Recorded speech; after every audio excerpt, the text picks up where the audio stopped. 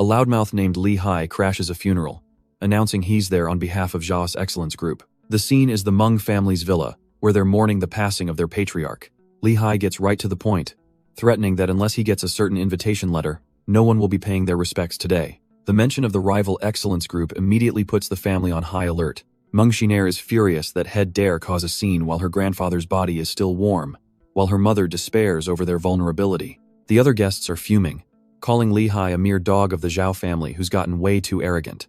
They whisper amongst themselves that with old Master Meng gone, the Zhao family is making a move to snatch an important invitation. Li Hai just smirks, declaring that without their patriarch, the Meng family is completely finished. He then reveals his trump card.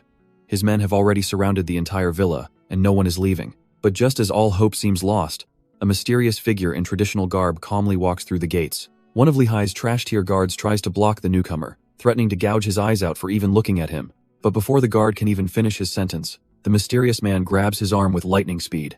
Inside, Li Hai gets handsy with Meng Xiner, demanding she hand over the invitation letter before he takes it by force. Suddenly, the guard from the gate comes flying through the room like a human missile. He slams directly into Li Hai, sending the big oaf stumbling back with a cry of pain. Both the guard and Li Hai crash to the floor, right in front of Old Man Meng's coffin, leaving everyone dumbfounded. Li Hai, now furious and disoriented, screams out, demanding to know who dared to attack him. A slight, confident smirk plays across the newcomer's face. He's clearly the one responsible for the chaos. Our boy finally reveals himself, calmly asking if he can find Old Master Meng here. Li Hai is completely rattled, wondering what the hell happened to the 20 bodyguards he had stationed outside. Our boy just smirks, casually asking if he means the guys outside. He then informs the room that they're all lying around like corpses right now. Sure enough, the guards who tried to stop him are scattered across the floor, groaning in agony. Li Hai, his ego completely shattered, roars that he'll teach this little punk a lesson and throws a punch. But the newcomer catches the blow with insulting ease, his hand stopping the brute dead in his tracks. With a flick of his wrist, he sends Li Hai flying across the room, telling him to get lost. Meng Xiner is left completely dumbfounded, demanding to know who this mysterious powerhouse is. He ignores her, walking straight to the coffin and apologizing to Grandpa Meng for being late. But as he inspects the body, he realizes something is terribly wrong. Grandpa Meng was poisoned. He declares there's still hope, but Meng Xiner and her mother scream for him to stop, thinking he's desecrating the body. As he prepares a needle, Meng Xiner screams, demanding to know what he's doing to her grandfather's body. But an old doctor in the crowd recognizes the technique with a gasp. It's the legendary 7-star life extending needle. Before anyone can react, the needle is in, and Old Man Meng suddenly coughs, his eyes snapping open. The room erupts in chaos as the family stares in disbelief, while one guest yells that the old man was faking his death.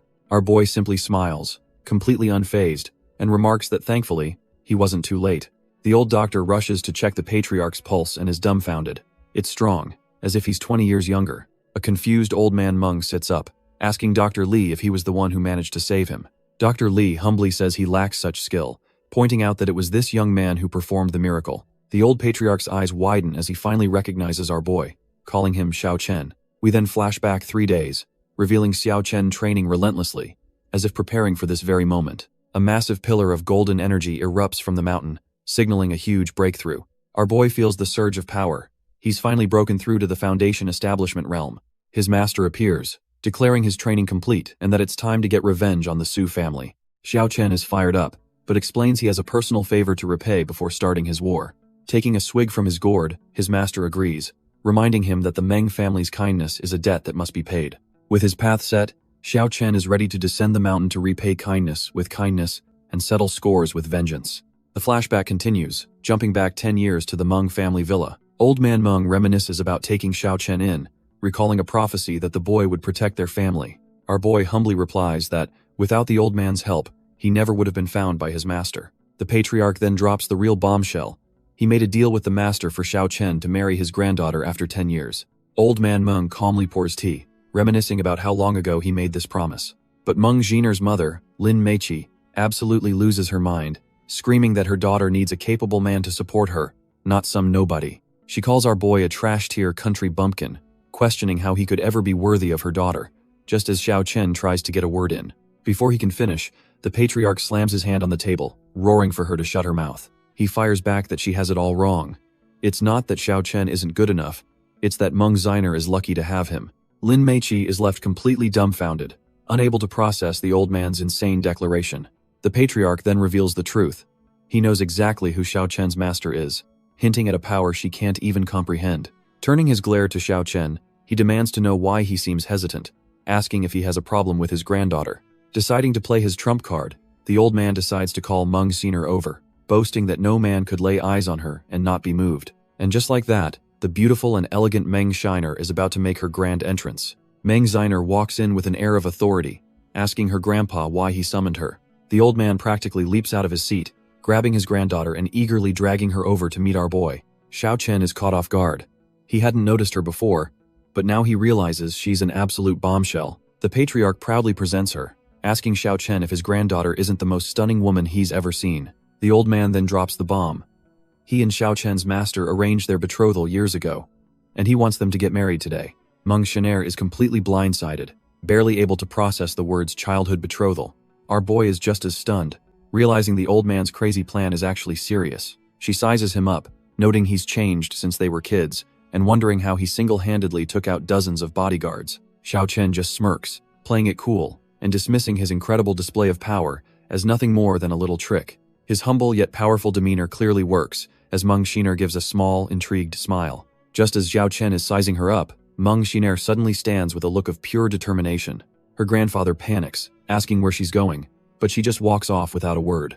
She returns moments later holding a household register, leaving her mother dumbfounded and Xiao Chen completely baffled. With a smirk, she asks why they're so surprised, reminding them that getting married was their idea in the first place. The old man is absolutely ecstatic, pulling them both in and declaring all he needs now is a great-granddaughter. Our boy reflects that he never imagined his first mission would be marrying his benefactor's granddaughter. But hey, looking at her, he gives a thumbs up.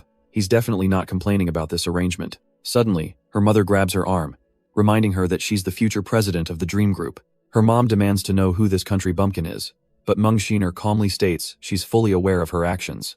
She explains that with her grandfather's fragile health, she's doing this to ensure nothing sends him back to the brink. Meng Xiner rationalizes that if marrying him keeps her grandpa safe, it's a small price to pay. Her mother, however, is absolutely fuming, vowing that she'll never accept this country bumpkin and will kick him out sooner or later. The old man, completely unaware of the tension, cheerfully suggests our boy come work at the family company. He even offers a cushy position with a starting salary of 300,000 a year, a casual flex of his wealth. Xiao Chen plays along, realizing the son-in-law status is the perfect cover to investigate who poisoned the old man in the first place. The next day, he finds himself kicking back in a fancy office, musing that a corporate job wasn't what he expected after leaving the mountain. His mind quickly returns to the mission. He needs to find the poisoner and source some top-tier herbs, deciding to consult Dr. Li. But his quiet scheming is interrupted when his new mother-in-law, Lin Meiqi, walks in looking like she's ready for war. She slaps a check down on his desk with a resounding thud. It's $5 million. A thank you for saving her father, on the condition that he takes the money and vanishes from their lives forever. Our boy just smirks, casually holding the check and telling his new mother-in-law that she's completely misunderstood the situation. She furiously tells him he's not worthy to call her auntie, inwardly convinced he's just a country bumpkin who's never seen so much money in his life. But then, with a grin that could cut glass, Xiao Chen rips the $5 million check right in half. Lin Meiqi is left completely dumbfounded, her condescending attitude shattering in an instant. He coolly explains that $5 million is pocket change to him, and he cares even less about the Meng family's vast fortune. Her shock turns back to rage as she realizes this guy isn't a simple fool. He's playing a much bigger game, but she came prepared for this. She declares that if He's so determined to stay, he'll have to earn his place, summoning her secretary with a sharp clap. The secretary, Lu Hanyun, steps forward, confirming that all the necessary documents are ready for her boss's little scheme. Lin Meiqi reveals his first task: collect a $10 million debt from a deadbeat company, framing it as easing her daughter's burdens. She slams the file onto the desk, ordering him to get it done, clearly sending him on an impossible mission meant to crush him. Lu Hanyun warns him that this is a suicide mission. The last guy who tried to collect ended up hospitalized. But our boy just smirks, accepting the job on one condition. If he succeeds, Lin Meiqi has to bow to him every time she sees him. Absolutely livid at being called aunt and given an ultimatum, she grits her teeth and accepts his ridiculous wager. With the deal struck, Lin Meiqi furiously storms out of the office, not wanting to spare him another glance. Xiao Chen just watches her leave, completely unbothered by her little tantrum. As her secretary is about to follow, he calls out to her, and she turns around, confused. He then casually diagnoses her from across the room, asking about her painful and irregular menstrual cycles. Lu Hanyun is left completely dumbfounded, wondering how on earth he could know such a private detail. With a sly grin, he offers a special massage technique to cure her for a small fee of 8,000. She calls him a rogue, but he quickly offers a free herbal tea recipe instead, proving his skills aren't just a cheap pickup line. As the ladies leave, Xiao Chen lets out a sigh, thinking to himself that being a doctor is no easy gig. Meng Xiner glances back, wondering why her secretary's face is suddenly beet red. She then turns to Xiao Chen, tossing him a bank card and telling him to buy a suit for the Wang family's banquet. Our boy is ecstatic. He was just stressing about how to afford medicine for old man Meng, and this is a godsend. With money in hand, he makes his way to a traditional-looking building, hoping it's Dr. Li's clinic. But the second he steps through the door, a pot smashes right beside him as someone screams about a charlatan. Xiao Chen doesn't even flinch, just calmly observing the chaos erupting before him. Turns out, some enraged guy is manhandling an old doctor, with a young girl desperately trying to stop him. The man is absolutely livid, ranting that his own father's condition hasn't improved at all under the doctor's care. He declares he's done with this trash-tier miracle doctor and is transferring his father to a real hospital immediately. But just as the man's foot comes down, Xiao Chen blocks it, calmly telling him that doctors have their limits. The brute is stunned, whipping around to demand who the hell this newcomer thinks he is. Suddenly, Dr. Li's face lights up. He recognizes our boy as the miracle doctor who revived old man Meng at the funeral. Xiao Chen just smirks, saying Dr. Li is too kind but agrees that he's the only one who can save the man's father. The son is completely dumbfounded, looking at this kid and questioning how someone so young could be a doctor at all. A short while later, they're in a hospital room where Xiao Chen is already examining the unconscious father. The son, Mr. Wang, gives them a final warning. If his father doesn't improve by tomorrow, all these frauds will suffer. Dr. Li desperately tries to explain that the condition is too severe, and one day is simply not enough time.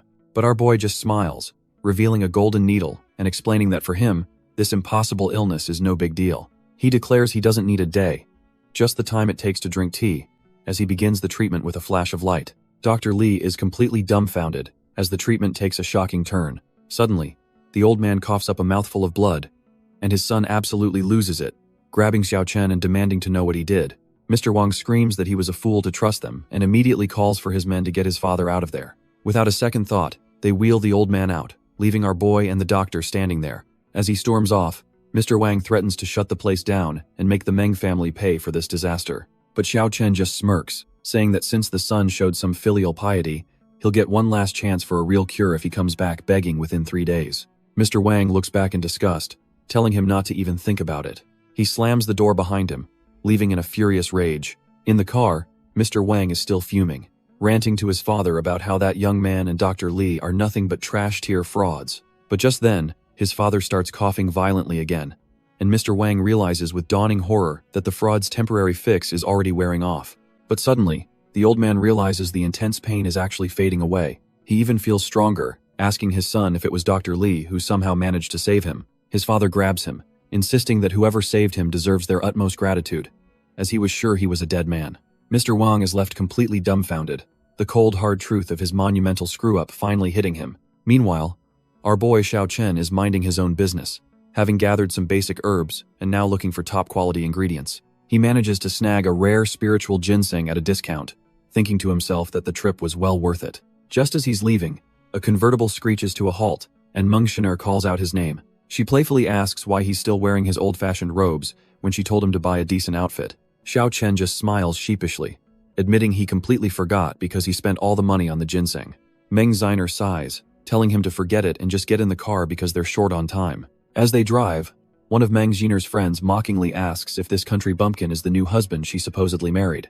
Another arrogant guy scoffs, saying a workaholic like her would never have time for a husband, clearly trying to score points. Meng Xiner, completely unbothered by the chatter, just lets out a tired yawn in the back seat. The guy doubles down, sneering that the precious Meng family daughter would never fall for a nobody who just popped out of nowhere. But Meng Xiner just leans on our boy's shoulder, calmly confirming he is indeed her lawful husband before announcing she's taking a nap. Her friends are left dumbfounded by the sudden confirmation, and the arrogant man can only shout her name in disbelief. Xiao Chen, with a smirk, crosses his arms and asks if the guy didn't hear his wife say she wanted to rest. The man absolutely loses it, his face twisting in rage as he demands to know who Xiao Chen thinks he is. Our boy calmly explains that his wife needs rest, so he's telling all the unnecessary people to shut their mouths. Defeated, the arrogant man puts on his shades, seething about some country bumpkin having the audacity to speak to him like that. Furious, the arrogant man pulls out a special ice needle, planning to hit our boy's acupoints to make him lose control and embarrass himself. He flings the needle with blinding speed, screaming that he'll make Xiao Chen regret ever crossing him. But the needle just stops dead in the air, right beside Xiao Chen's head, who doesn't even flinch. Our boy lets out a massive yawn, casually plucking the needle from the air and remarking on what a sinister little toy it is. With a flick of his wrist, he sends the needle flying right back, deciding this guy needs a taste of his own medicine. The purple-haired friend sees it coming and tries to warn young Master Zhang, but it's far too late. She can only watch in confusion as the situation spirals out of control. Suddenly, a foul stench fills the car as the arrogant man loses complete control of his bowels, screaming in shock and shame. Meng Xiner, now wide awake, calmly orders everyone out, leaving the disgraced man and his mess in the car alone. Standing on the roadside, she coldly tells him to go find some new pants, saying they'll just wait for him here. Still stewing in his own filth, Mr. Zhang screams Xiao Chen's name, absolutely consumed by rage and humiliation. Our boy turns around, barely even registering the pathetic threat.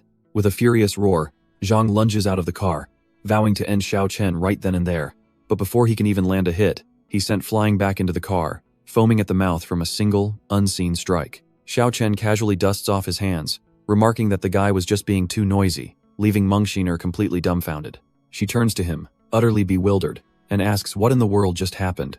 Xiao Chen plays dumb, suggesting that maybe Zhang's old age and a kidney problem caused his little accident. When she asks why he attacked, our boy trolls her, saying maybe it's a sign of affection and Zhang has a secret crush. Meng Xiner sighs, warning him to be careful, explaining their family's weakened position and their desperate need for Zhang's connections. Xiao Chen just smirks, thinking to himself that it's probably way too late to worry about offending that trash-tier fool. Just then, another car pulls up, and one of Zhang's lackeys pops out to address his young master's situation. With a smug grin, he tells Meng Xiner that due to the incident, it's probably best to just cancel the banquet for the day. Meng Xiner is crushed, realizing that not only is the banquet off, but their entire partnership with the Zhang group is now on thin ice. But our boy Xiao Chen steps in, telling her not to sweat it and casually offers to go collect a 10 million debt owed by Tiankai Trading. She's completely stunned, demanding to know how he even knows about that debt and telling him to stay out of it.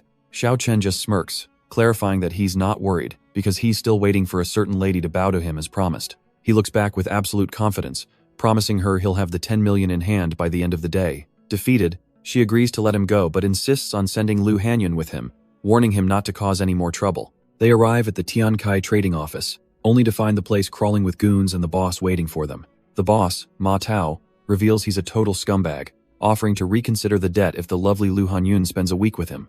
Lu Hanyun tries to reason with them, but Ma Tao's crew just laughs, saying they won't see a single penny. Our boy Xiao Chen just cleans his ear, completely bored, and warns the scumbag that he's in for a world of hurt if the money isn't paid today. Ma Tao is dumbfounded by his audacity, getting right in his face and asking if this kid has any idea whose territory he just waltzed into. With a roar, Ma Tao's goons charge forward, ready to teach our boy a lesson and maybe have some fun with Lu Hanyun. But Xiao Chen's eyes flash with cold intent.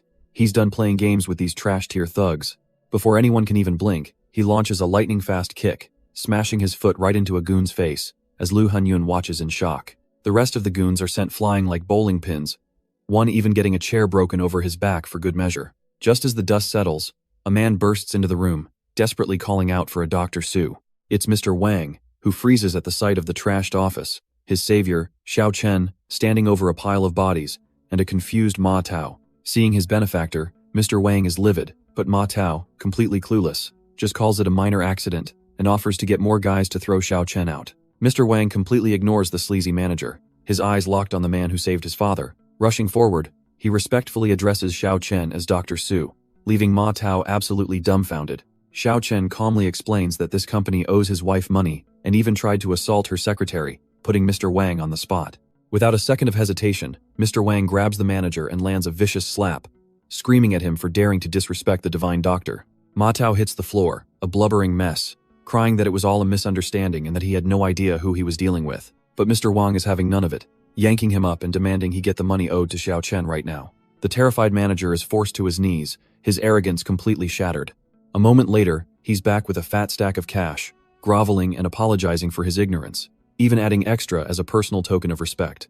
Our boy doesn't even touch the money, simply gesturing for the manager to give it directly to Lu Hanyun. With the small fry dealt with, Xiao Chen turns to Mr. Wang, ready to write the life-saving prescription for his father. Mr. Wang immediately barks at his assistant, demanding he fetch a paper and pen, and to do it now. Without missing a beat, our boy gets to work, scribbling down the complex, life-saving formula right there on the desk. He hands the prescription over with simple instructions, as a deeply grateful Mr. Wang thanks him like he's a living god. With that settled, Xiao Chen glances over at the pathetic manager, Ma Tao, who's still a sweating mess on the floor. He coolly tells Mr. Wang that cleaning up this trash is his responsibility now, and the man eagerly agrees.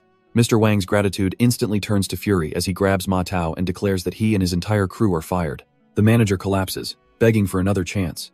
But Mr. Wang roars that he'll blacklist every single one of them from Tianhui City. He then orders his assistant to get this clown out of his sight, and Ma Tao is unceremoniously dragged away. With the room finally clear of scum, Mr. Wang respectfully informs Xiao Chen that today is his father's 80th birthday. He presents a prestigious card, extending a formal invitation and declaring Xiao Chen an honored guest of the Wang family from now on.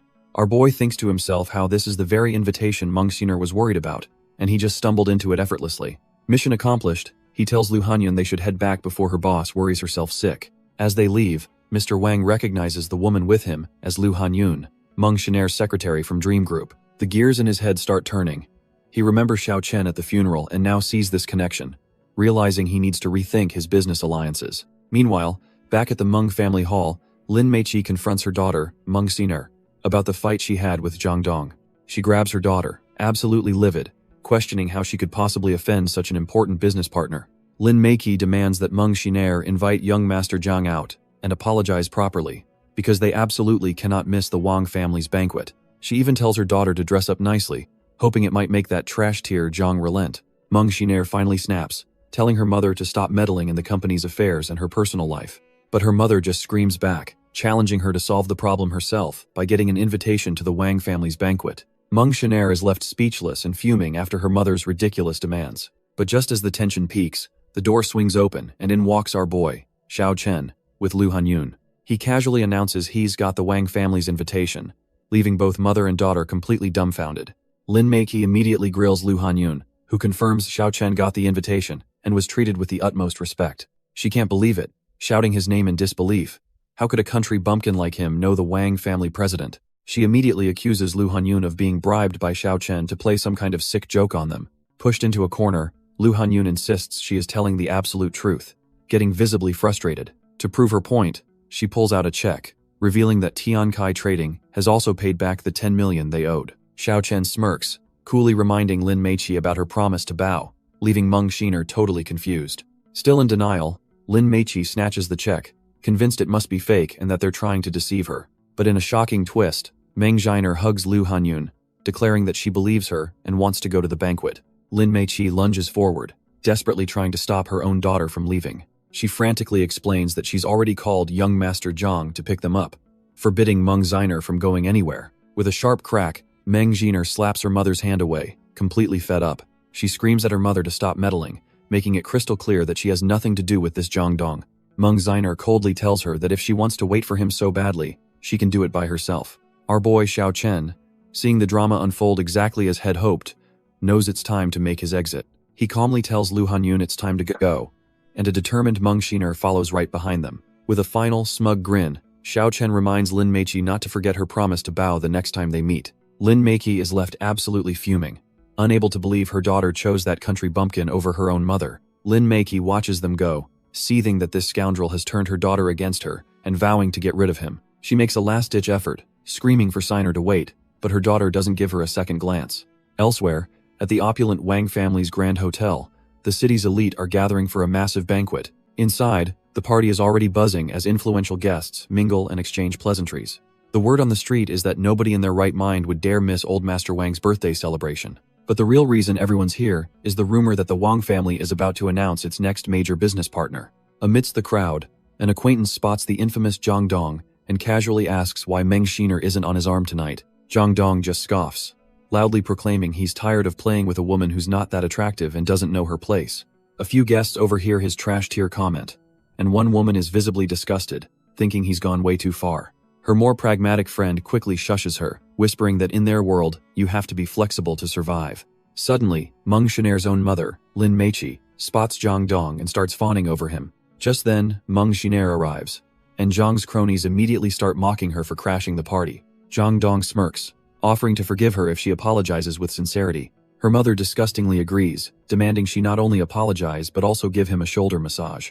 But Meng Xiner has had enough, completely ignoring the whole trash tier group and walking right past them. Zhang Dong and his boys are left completely dumbfounded, unable to process being ignored. That's when our boy Xiao Chen steps in, calmly offering some medical advice about adults wetting their pants. He diagnoses Zhang with a severe kidney deficiency, a thinly veiled insult to his manhood. The crowd erupts as they all notice the wet spot on Zhang's pants, whispering that this must be why he was dumped. Seething with rage, Zhang can only watch as Xiao Chen walks away, having completely destroyed his reputation. Meanwhile, Meng Xiner and her companion arrive at the banquet, presenting a special invitation they received from Mr. Wang. Zhang Dong and his buddy watch from the side, completely baffled as to how she could possibly know someone that important. The doorman, however, is stumped. He's never seen a fancy black and gold invitation like this one before. He politely informs them he needs to check with the manager, leaving them awkwardly waiting at the entrance. This is all the ammunition Zhang and his crew need, erupting in laughter and openly mocking her for bringing a fake invitation. He gets right in her face, calling her embarrassing and smugly offering to get her inside if she begs him. Her own mother joins the humiliation, scolding her for trusting Xiao Chen and demanding she stop making Zhang wait. But that's the last straw. Meng Xiner finally snaps, screaming at her mother to stop interfering in her life. She turns on Zhang, revealing the incident happened in her car and she was being kind by only asking for a cleaning fee. With a cold smirk, she tells him he's the one who needs a doctor, laughing at his pathetic attempt to blame her for his own mess. The entire room is stunned by Meng Xiner's savage comeback, especially her own mother who can't believe what she's hearing. Zhang's face darkens with pure rage. He's been publicly humiliated and he's not about to let it slide. He completely loses it, lunging forward to slap Meng Xiner while screaming that she's asking for a death wish. But before his hand can connect, it's stopped dead in its tracks by an iron grip. Turns out, our boy Xiao Chen stepped in, casually advising Zhang that his kidney deficiency is treatable. With a cold smirk, he reminds the young master that assault carries a hefty jail sentence. Meng Xiner looks on from behind, a little stunned but clearly moved that he's protecting her. Zhang finally recognizes his opponent, realizing it's the same guy who's been a thorn in his side. Furious, he scoffs at the idea that he can't handle them and orders his goons to attack. Xiao Chen just stands there, cool as a cucumber, as three of Zhang's lackeys rush in for a beatdown. But before a single punch is thrown, a booming voice echoes out, asking who dares disrespect the Wang family's honored guest. Just moments before, Zhang was gloating to Meng Xiner, telling her to watch and see what she missed out on by rejecting him. Suddenly, the tables turn, and Zhang is left completely bewildered by this unexpected interruption. Instead of his goons attacking Xiao Chen, the Wang family's own security grabs Zhang, who screams that he's their guest. He's unceremoniously dragged away as the real host, Mr. Wang, appears at the top of the stairs to greet his guests. Mr. Wang approaches Meng Xiner and respectfully asks if she is the one holding their special invitation, which she confirms.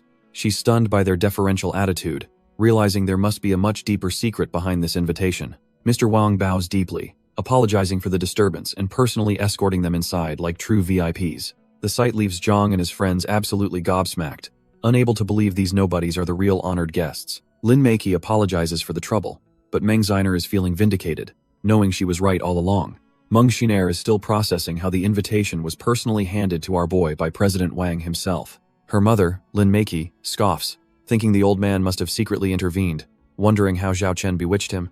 Meanwhile, Mr. Wang delivers a cold, hard verdict to the trash tier Zhang. He declares that, for disrespecting his honored guests, Zhang and his entire family are now blacklisted from all Wang family territory. Zhang is dragged away screaming empty threats, utterly humiliated in front of everyone.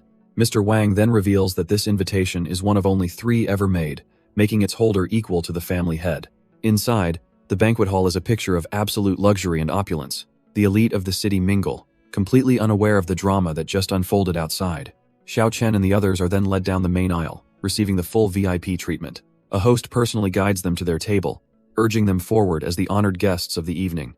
As they take their seats, a smug voice cuts in, surprised that the Meng family even qualified for the front row. A woman named President Meng turns, recognizing the trash talker as Zhao Lizuo. Zhao smirks, lamenting that old man Meng didn't die, but boasts hell soon crushed them by partnering with the Wang family. Xiao Chen sizes up this new antagonist, realizing this is the infamous Zhao Lizuo he's heard about.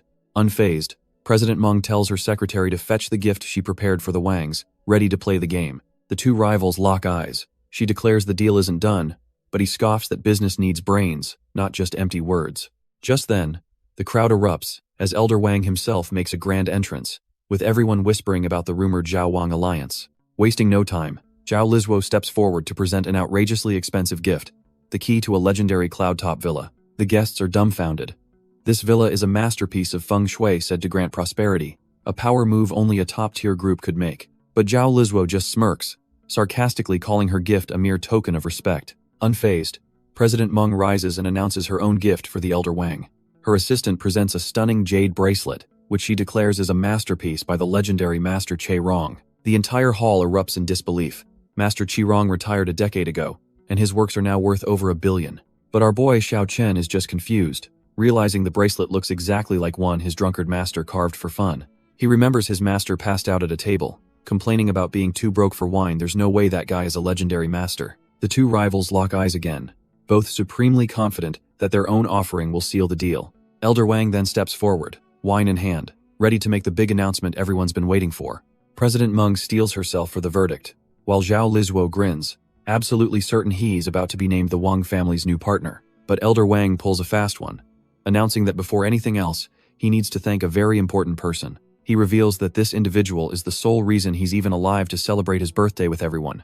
Both President Meng and Zhao Lizhuo are completely floored, clueless as to who could have saved the patriarch's life. The elder then begins to walk straight towards their table, ready to make the grand reveal. President Meng's eyes widen as she looks at Xiao Chen, wondering if her secretary's wild claims about him were actually true. Suddenly, our boy's focus shifts. He detects a faint wisp of spiritual power from somewhere else in the banquet hall. Without a word, he leaps from his chair, knowing that a spiritual artifact in the wrong hands is a ticking time bomb. Elder Wang is left standing there, utterly dumbfounded and insulted that this doctor just blew him off mid-toast. He then recalls the capital's best doctors admitting only a grandmaster using spiritual acupuncture could have ever cured him. The elder quickly rationalizes the snub, thinking he's not worthy to toast such a master and can't risk offending him. So, he pivots on the spot, turning to a stunned President Meng and offering the toast to her instead. Meanwhile, our boy Xiao Chen has tracked the spiritual energy to a gift, realizing it's a deliberate curse.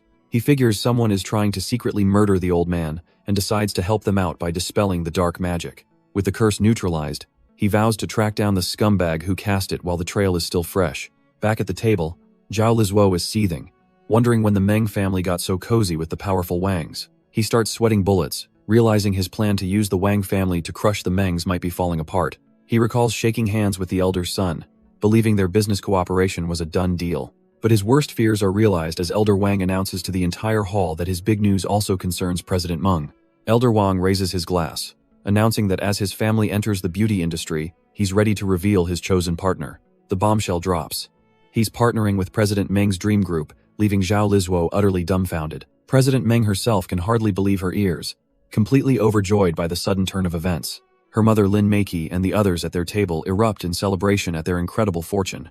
A fuming Zhao confronts them, but President Meng simply says it was a slight missed opportunity for him. Elder Wang internally admits that while Zayas' company is stronger, business means nothing if you're not alive to enjoy it. Seething with rage, Zhao Lizhuo thinks the old man has made a huge mistake and decides it's time to play his trump card. He slams his hand on the table, interrupting the celebration and drawing everyone's attention. With a smug grin, he announces he has another, even bigger gift prepared for the Wang family. Elder Wang remarks on Zhao's supposed thoughtfulness, but President Meng is immediately suspicious, wondering why he'd give a gift after the deal collapsed. With a wicked grin, Zhao calls his assistant forward, who brings in a lavishly wrapped package. He announces it's a consecrated artifact worth a staggering 300 million. With a dramatic flourish, he unveils a golden toad statue, wishing the elder boundless fortune and longevity. His assistant presents the toad, and Zhao boasts that he had a master infuse it with spiritual energy just for Elder Wang. The old man is completely fooled, feeling genuinely ashamed and flattered by the incredibly generous gesture. But it's all a sinister plot. Zhao's inner monologue reveals the artifact is cursed with a mind control spell, his true goal being the complete takeover of the Wang family. As Elder Wang reaches out and touches the golden toad, Zhao puts on a show, saying the gift is worthwhile as long as the elder is happy. The moment contact is made, the spell activates, and Zhao can barely contain his glee, knowing his plan is in motion. He then turns to the dazed Elder Wang, mockingly cupping his ear as if he's ready to issue his first command. With a smug grin, Zhao asks the elder to confirm their new partnership, fully expecting his puppet to obey. But the elder just looks at him, mockingly asking if Zhao's ears are broken since he's so young. Zhao is completely dumbfounded. This was not part of the plan at all. He panics, grabbing the old man and asking if he's seriously backing out of their deal now. In response, before Zhao can even process the slap, the Wang family's security goons are already on the move. They grab him by the arms as the elder orders them to drag this trash outside to cool his head. Zhao struggles, screaming that this is impossible. He spent a whole billion to get that master to cast the spell. His mind races as he's hauled away, wondering how it could have failed and if he was just scammed. Meanwhile, the other guests just stare, completely baffled by Zao's sudden meltdown, wondering if he's possessed. With the trash taken out, President Meng is swarmed by her colleagues, who praise her for securing the deal. The Wang family elder raises a glass, apologizing for the little disruption and telling everyone to enjoy the banquet. President Meng wonders what on earth just happened to Zhao, thinking he must have been possessed, when our boy Xiao Chen suddenly appears behind her. She's startled, wondering how he always seems to just pop in and out of existence like a ghost. Back at their table, she asks where he went, and he just casually replies that he was in the restroom. She then reveals the bombshell news. The Wang family just announced a partnership with her group, even though she heard Zhao had it in the bag. Xiao Chen just smiles knowingly and congratulates her, as if this was the plan all along. He then gets cheeky, asking if she thinks he brought her this good fortune and demanding she treat him to the most expensive dinner. But her mother, Lin Meiqi, cuts in, telling her daughter not to bother with him, claiming it was probably her grandfather pulling old strings. President Meng is skeptical, knowing her grandfather always failed to partner with the Wangs, but her mother insists she's underestimating his influence. Lin Meiqi scoffs, revealing that the Meng family has a main residence in Jianghui City, a powerhouse that dwarfs even the Wangs. President Meng is completely dumbfounded. She's never heard her grandfather mention this powerful branch of the family before. She glances at Xiao Chen, rationalizing that if he really had connections, he wouldn't have just left earlier, so she must be overthinking it. Feeling superior, her mother then tries to order Xiao Chen around, demanding he fetch her a drink, but he just flatly refuses. She sputters, asking if that's how he treats his mother-in-law, but our boy just claps back, telling her to apologize first. He then completely dismisses her, announcing he's hungry and is going to grab some food, leaving her absolutely fuming. But just as he gets up, a doorman bows respectfully, informing him that Elder Wang himself has invited him for a private chat. Lin Meiqi can only watch in silent rage as Xiao Chen is personally escorted away to meet the patriarch. Just then, Mr. Zhang, the trash tier guy who got kicked out, sidles up to her, claiming it was all a misunderstanding he's already cleared up. President Meng spots them from her table, completely shocked and demanding to know how on earth he got back inside. Mr. Zhang lays on a pathetic apology, admitting he bribed the guards just to get back in and make amends. But President Meng sees right through his trash tier act, knowing he only came crawling back after seeing her family's new connections. He tries to play the victim, claiming he only acted out earlier because he cares so deeply for her. Lin Meiqi jumps in, pressuring her daughter to just drink the wine and make up for the sake of their business deals. For the sake of the family, President Meng reluctantly agrees and takes the glass of wine from his hand.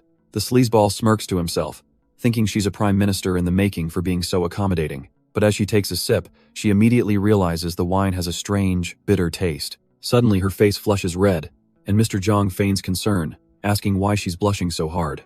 His fake worry instantly melts away, replaced by a disgusting, predatory leer as he sees his plan working. She begins to lose her composure, panting that it's getting hot as the drug courses through her veins. Barely holding herself together, President Meng announces she needs the bathroom, desperate for an escape. But Mr. Zhang is right on her tail, feigning concern and creepily offering to call his personal doctor to check on her. She shoves his hand away, telling him to get lost, but the sleazeball just smirks, enjoying her struggle. Suddenly, her mother Lin Meiqi appears, cluelessly asking why her daughter's face is so red. Seeing her stumble, Lin Meiqi actually suggests calling Mr. Zhang's doctor, completely falling for his trap. Fed up with both of them, President Meng tells them it's none of their business and tries to walk away on her own. Mr. Zhang just grins at her mother, promising he'll take good care of her daughter, leaving Lin Meiqi dumbfounded. A wave of regret hits Lin Meiqi as she tries to convince herself this virtuous man wouldn't dare harm her daughter. But it's far too late. Mr. Zhang is already dragging the barely conscious President Meng through a deserted parking garage. The car door slams shut, sealing her in with the predator. Inside the car, Mr. Zhang gloats over the unconscious President Meng, mocking her for finally falling into his trap. He can't believe his luck, realizing this woman is connected to the powerful Wang family. The scumbag regrets not trying harder to get her sooner, already reaching for his belt. But he figures it doesn't matter. Once he's done, she'll have no choice but to accept her fate. Suddenly, something sharp and fast slices through the air right past his face. The projectile grazes his cheek, and he stumbles back in shock and pain. Stunned, he turns to see a mysterious figure has appeared right behind him. It's our boy Xiao Chen, who grabs him and calls him a despicable coward for preying on the weak. Without another word, he tells the trash tier villain to get lost, and sends him flying with a single, brutal kick. Mr. Zhang hits the concrete floor, completely knocked out cold. With the trash taken care of, Xiao Chen scoops up President Meng, relieved that he arrived just in the nick of time. He knows he could never have faced her grandfather if he'd been even a second later. As he carries her, the still drugged woman unconsciously snuggles up against his chest. The sudden closeness makes our boy a little flustered for a moment, but he quickly recovers with a smirk, thinking that saving a damsel in distress definitely has its perks. He carries her out of the building, where Mr. Wang is waiting for him as planned. Xiao Chen coolly flashes the Wang family's VIP card at the doorman, telling him to get a car ready. The doorman, recognizing the symbol of immense power, immediately bows and scrambles to fulfill the request. Arriving back at the Ming residence, a family butler is shocked to see Xiao Chen carrying an unconscious woman. After laying her on the couch, the butler asks what happened to Shinner, naively assuming she just had too much to drink. The butler notices Meng Xiner's feverish state, wondering if she's just fallen ill. Xiao Chen cuts straight to the point, revealing she was drugged at the banquet, leaving the old butler completely stunned. Wasting no time, our boy channels his energy into a silver needle, preparing his legendary technique. He expertly applies the needle to her neck, reassuring the butler that the toxins will be extracted in no time. The butler is now seething with pure rage, vowing to find out who dared to lay a hand on his young miss. Xiao Chen explains that while the culprit was Zhang Dong, the drug was too potent for a lowlife like him to acquire alone, meaning someone else is pulling the strings.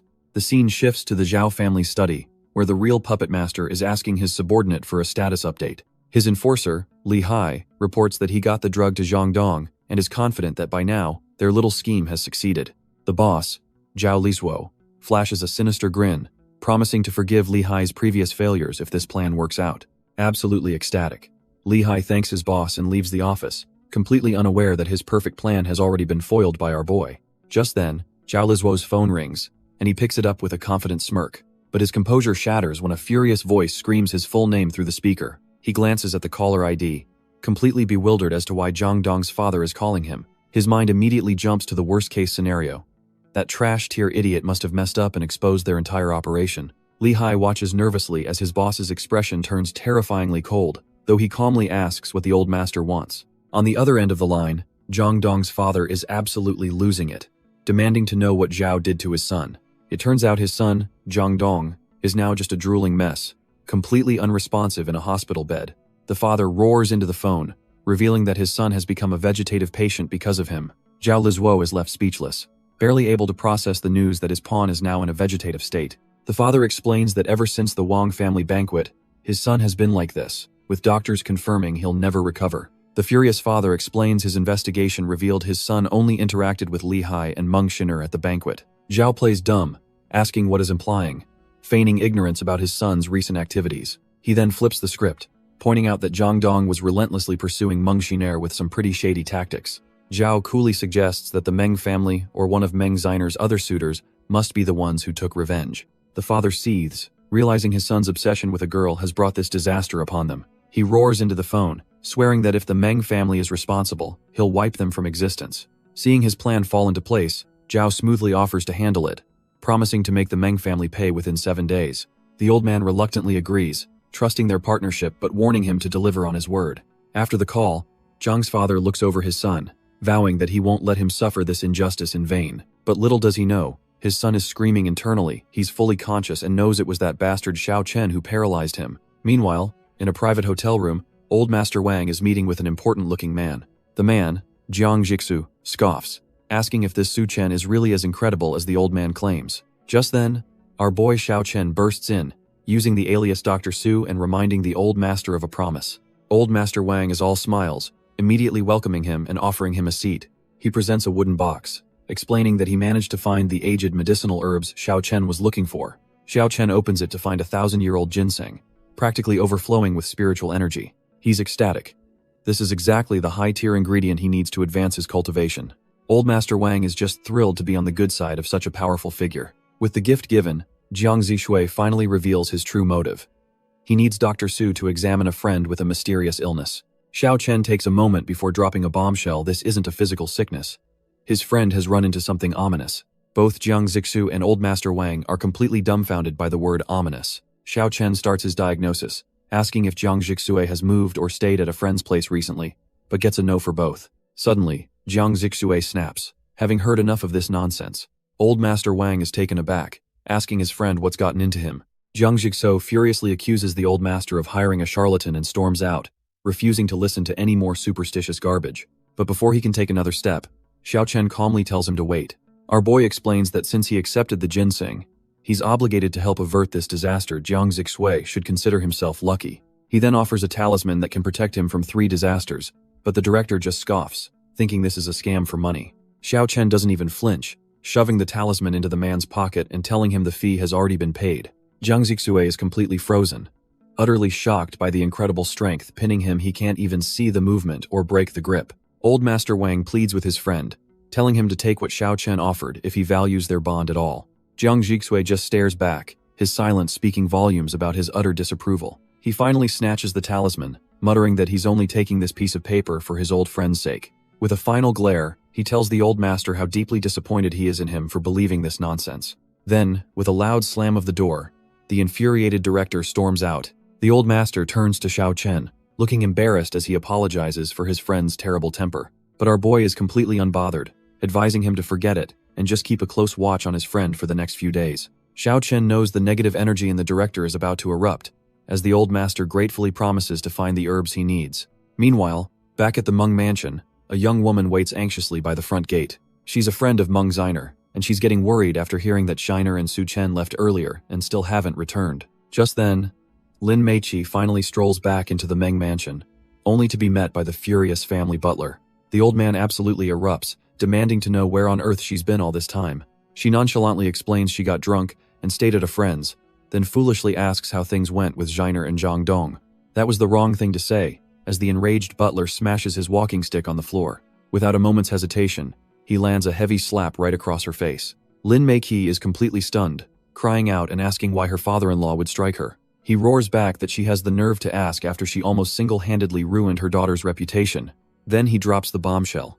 Ziner was nearly assaulted by Zhang Dong, and her mother had no idea. The horrifying truth finally sinks in, and a panicked Lin Meiqi bolts to find her daughter. Meanwhile, in a quiet room somewhere else, the mysterious President Meng calmly sips a drink, her luggage packed and ready. Lin Meiqi bursts into the room, desperately calling out to her daughter, asking if she's all right. Meng Xiner calmly reassures her mother that she's fine now, though her expression is anything but warm. The butler appears, scolding Lin Meiqi that if it wasn't for Xiao Chen, the consequences would have been unimaginable. She frantically tries to defend herself, blaming a so-called friend for recommending that trash tier Zhang Dong. But Meng Xiner isn't listening, coldly placing her cup down as her mother's excuses fall on deaf ears. She tells her mother not to be mad, revealing she's planning to stay at the company for a while to get away. The emotional distance between them is palpable as they turn away from each other. The reality hits Lin Meiqi like a truck. Her daughter is moving out because of her failure as a mother. In a last-ditch effort, she pulls out her phone, promising to immediately cut ties with the person who set this all up. But Meng Xiner has had enough, shoving her mother back and yelling at her to stop with the pathetic excuses. Her mother's pathetic excuses finally push Meng Ziner over the edge, sending her sprawling to the floor. She grabs her luggage, screaming at her mother to stay out of her affairs for good. Lin Meiqi can only watch in horror as her daughter walks out the door without a second glance. The family butler looms over her, coldly stating that she has no one to blame but herself for this mess. Meng Xiner marches out the gate, ready to put some serious distance between herself and her family. But just as she reaches the car, our boy Xiao Chen appears, casually asking if she's going on a trip. She stiffly replies that she's just moving into the company to focus on her work. Seeing her struggle, Xiao Chen smoothly places his hand over hers on the suitcase handle. He then lifts the bag with ease, teasing her for leaving such a nice house just for work.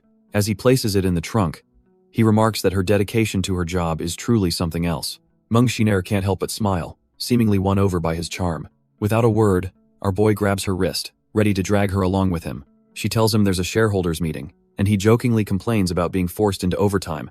And just like that, they arrive at the massive headquarters of the Dream Group. But before they can even step inside, her secretary Lu Hanyun sprints towards them in a full-blown panic. She breathlessly explains that their flagship Little Porcelain Bottle project has been shut down by the FDA for forging seals. Meng Xiner's mind races. She knows their paperwork is flawless and instantly smells a rat sabotage from within. With a cold look, she orders her secretary to take her straight to the inspection site. As they head outside, they're stopped by a man who looks like Hez about to have a meltdown. This guy, Zhao Feiyang, gets right in her face, demanding to know what's happening with the FDA and their billion-dollar investment. He reminds her that if this project fails, the company's finances will be in ruins. But Meng Ziner isn't fazed, coolly telling the man she's aware of the situation and will handle it. Our boy Xiao Chen asks who this clown is, and Lu Hanyun explains he's Zhao Feiyang, the second largest shareholder. Turns out, This snake has been plotting this sabotage from the start. Convinced he's about to crush Meng Xiner for good, they finally reach the production floor, where Meng Xiner orders the FDA agents to stop what they're doing. A stern-looking woman, Qian Bing from the FDA, steps forward and demands their full cooperation. Meng Xiner introduces herself and calmly asks why their previously approved project is suddenly under investigation. Qian Bing drops a bombshell, accusing the Dream Group of forging official seals and shutting the project down immediately. She hands over the documents, and Meng Xiner is left completely dumbfounded. The evidence is right in her hands. Her mind flashes back. She remembers taking leave to care for her dying grandfather right when these papers were submitted. Meng Xiner demands to know who submitted the project, and Lu Hanyun reveals it was none other than Zhao Feiyang. Her secretary explains that while she was gone, Zhao claimed he had connections to fast-track the approval, so everyone trusted him. The horrifying realization dawns on Lu Hanyun that Snake Zhao must have been the one to forge the seals. Meng Xiner is seething, seeing the smug traitor standing in the distance, knowing he planned this all along. And yep, there he is, thinking to himself that he's got them right where he wants them. Meng Xiner tries to reason with another official, Jiang Jixue, insisting there's been a misunderstanding. But Jiang Jixue is in a tough spot. Zhao helped him find a specialist for his sick father, so he owes the guy a favor. He decides against helping Meng Xiner, thinking he needs to add more fuel to the fire to stay in Zhao's good graces. Meanwhile, Zhao pulls out his phone with a wicked grin, clearly about to make things even worse. Suddenly, Qian Bing's phone buzzes, and she looks up, surprised by the new message she just received. The message is a straight-up threat from Zhao. They have her father, and if she wants to see him again, she'll do exactly as she's told. Qian Bing is seething. That scum Zhao Feiyang is blackmailing her, but with her father's life on the line, she has no choice but to play along for now. With her hands tied, she coldly orders her agents to take Meng Xiner and the others away. The FDA agents immediately move in, warning Meng Xiner and our boy not to obstruct justice. But as they approach, a voice calmly states that they aren't resisting at all. It's Xiao Chen, stepping forward to shield Meng Xiner, telling the agents not to push them into anything unreasonable. Meng Xiner realizes this situation is spiraling out of control and desperately tries to think of a way out of this mess. The whole group is then escorted out by the agents, forced to walk through the building like common criminals. Lu Hanyun is beside herself with guilt, whispering to Meng Xiner that this is all her fault. But Meng Xiner just smiles reassuringly, telling her that as long as they've done nothing wrong, they have nothing to fear. Watching from the sidelines, Zhao Feiyang smirks, convinced that Meng Xiner is finally out of the picture. But just as they're being let out, our boy's phone suddenly starts ringing, cutting through the tension. Before he can answer, Qian Bing snatches the phone, telling him not to move and that she'll be taking this call. She answers with a professional hello, but behind her, Xiao Chen is sporting a grin that says he knows exactly who's calling. On the other end is Jiang Zixu, an FDA director, who is completely baffled to hear her voice instead of his targets. Qian Bing coldly informs the director that Xiao Chen is busy cooperating with an investigation and can't be disturbed. She then tosses the phone back, warning him to cooperate and not try anything funny. Jiang Zixu is left staring at his screen, absolutely floored that his own people are investigating the legendary Su Chen. Later, in an interrogation room, Qian Bing slams down a pile of documents, demanding an explanation from Xiao Chen. But our boy just leans back, playing dumb and claiming he's just a new low-level employee who's in way over his head. Qian Bing presses him on how he became the president's assistant with zero experience, thinking he's just some rich kid she can easily scare. But our boy just smirks, cheekily suggesting that maybe President Meng just hired him for his good looks. She loses her cool and tries to bluff, claiming Meng Xiner has already confessed everything and that this is his last chance. Xiao Chen just sighs dramatically, saying there's nothing he can do if she refuses to believe his story. Gritting her teeth, Qian Bing decides he's one of those stubborn types who won't break until he's hit rock bottom. She watches him through the one-way mirror, annoyed by his calm, law-abiding citizen act, and decides he needs a lesson. Convinced that a little scare tactic is all that's needed, she cracks her knuckles, ready to apply some real pressure. She watches as two of her goons enter the room, ready to test just how law-abiding he really is. But just as things are about to get ugly, a voice from behind her asks what exactly she plans on doing to him. Qian Bing spins around, completely dumbfounded to see Director Jiang himself standing right there, wondering what on earth he's doing here. Director Jiang coldly informs her that he heard his savior was being detained, so he came to check things out personally. Qian Bing's world shatters. She can't believe the kid she's been harassing is the director's savior and frantically wonders where he is. Turns out, Xiao Chen had asked Jiang what made him change his mind, and the director admitted it was because everything our boy predicted came true. Jiang recalls his absolutely trash-tier day, starting with a nasty car accident that wrecked his vehicle. He remembers looking at the talisman Xiao Chen gave him, noticing a corner had mysteriously burned away. Then, he almost got his head caved in by a falling flower pot, only to see the talisman take another hit for him. The The final straw was his brakes failing in traffic, causing the talisman to burst into flames, having saved him for the third and final time. It all clicked for Jiang. The kid wasn't lying. That talisman really did protect him from 3 disasters. Back in the present, a humbled director Jiang bows deeply to Xiao Chen, begging for forgiveness for his previous arrogance. Seeing her own boss bowing to her prisoner, Qianbing's soul practically leaves her body as she realizes she is completely, utterly finished. Xiao Chen just waves it off, telling the director there's no need for formalities since he was just repaying a favor. Jiang then turns his cold gaze on Qian, announcing that Dream Group's project is legit, but her backroom deals with Zhao Feiyang are a whole other story. The corrupt official starts to panic, begging the director to let her explain her side of the story. But Jiang has heard enough, giving a single, ice-cold command to his enforcers to take her away. As she's dragged off, Qian desperately screams that she was coerced, but her pleas fall on deaf ears. With that mess handled, Xiao Chen thanks Jiang for the assist, and the director is just relieved our boy is still willing to help with the negative energy problem. Jiang gets a grim look on his face, saying that first, they need to deal with the chaos she caused at Dream Group, and over at the company headquarters, the situation is already a total disaster. Employees are whispering in a panic, spreading the rumor that their president, Meng Xiner, has just been arrested. At the same time, the snake himself, Zhao Feiyang, smugly addresses the room, confirming that Meng Xiner has been taken and won't be seeing the light of day for a long time. Meanwhile, Meng Xiner's father, Meng Xiang, is in his office, completely stressed out over the company's sudden crisis. The company's board members are in a full-blown panic, realizing that these accusations could permanently destroy Dream Group's reputation. One of the executives slams the table, yelling that crossing the FDA is a death sentence, and demanding Meng Xiner give them an explanation. Others whisper amongst themselves, with one misogynistic director smugly remarking that he always knew a woman couldn't lead and should voted for Zhao Feiyang. Meng Xiang tries to de-escalate the situation, begging them to calm down and trust that his daughter would never do anything illegal. But the board isn't having it, retorting that the facts are undeniable and they can't just ignore what's happening. Another executive tells him to face reality. With Meng Xiner detained, protecting her will only sink their most profitable project. They corner Meng Xiang, demanding he come up with a solution immediately if he still wants to defend his daughter. Just as the pressure becomes unbearable, the boardroom door suddenly bursts open. It's Lu Hanyun, who bursts in and announces that the FDA is back, and this time Director Jiang himself is downstairs. The executives are thrown into a fresh panic, wondering what kind of catastrophic trouble Meng Xiner has gotten them into now.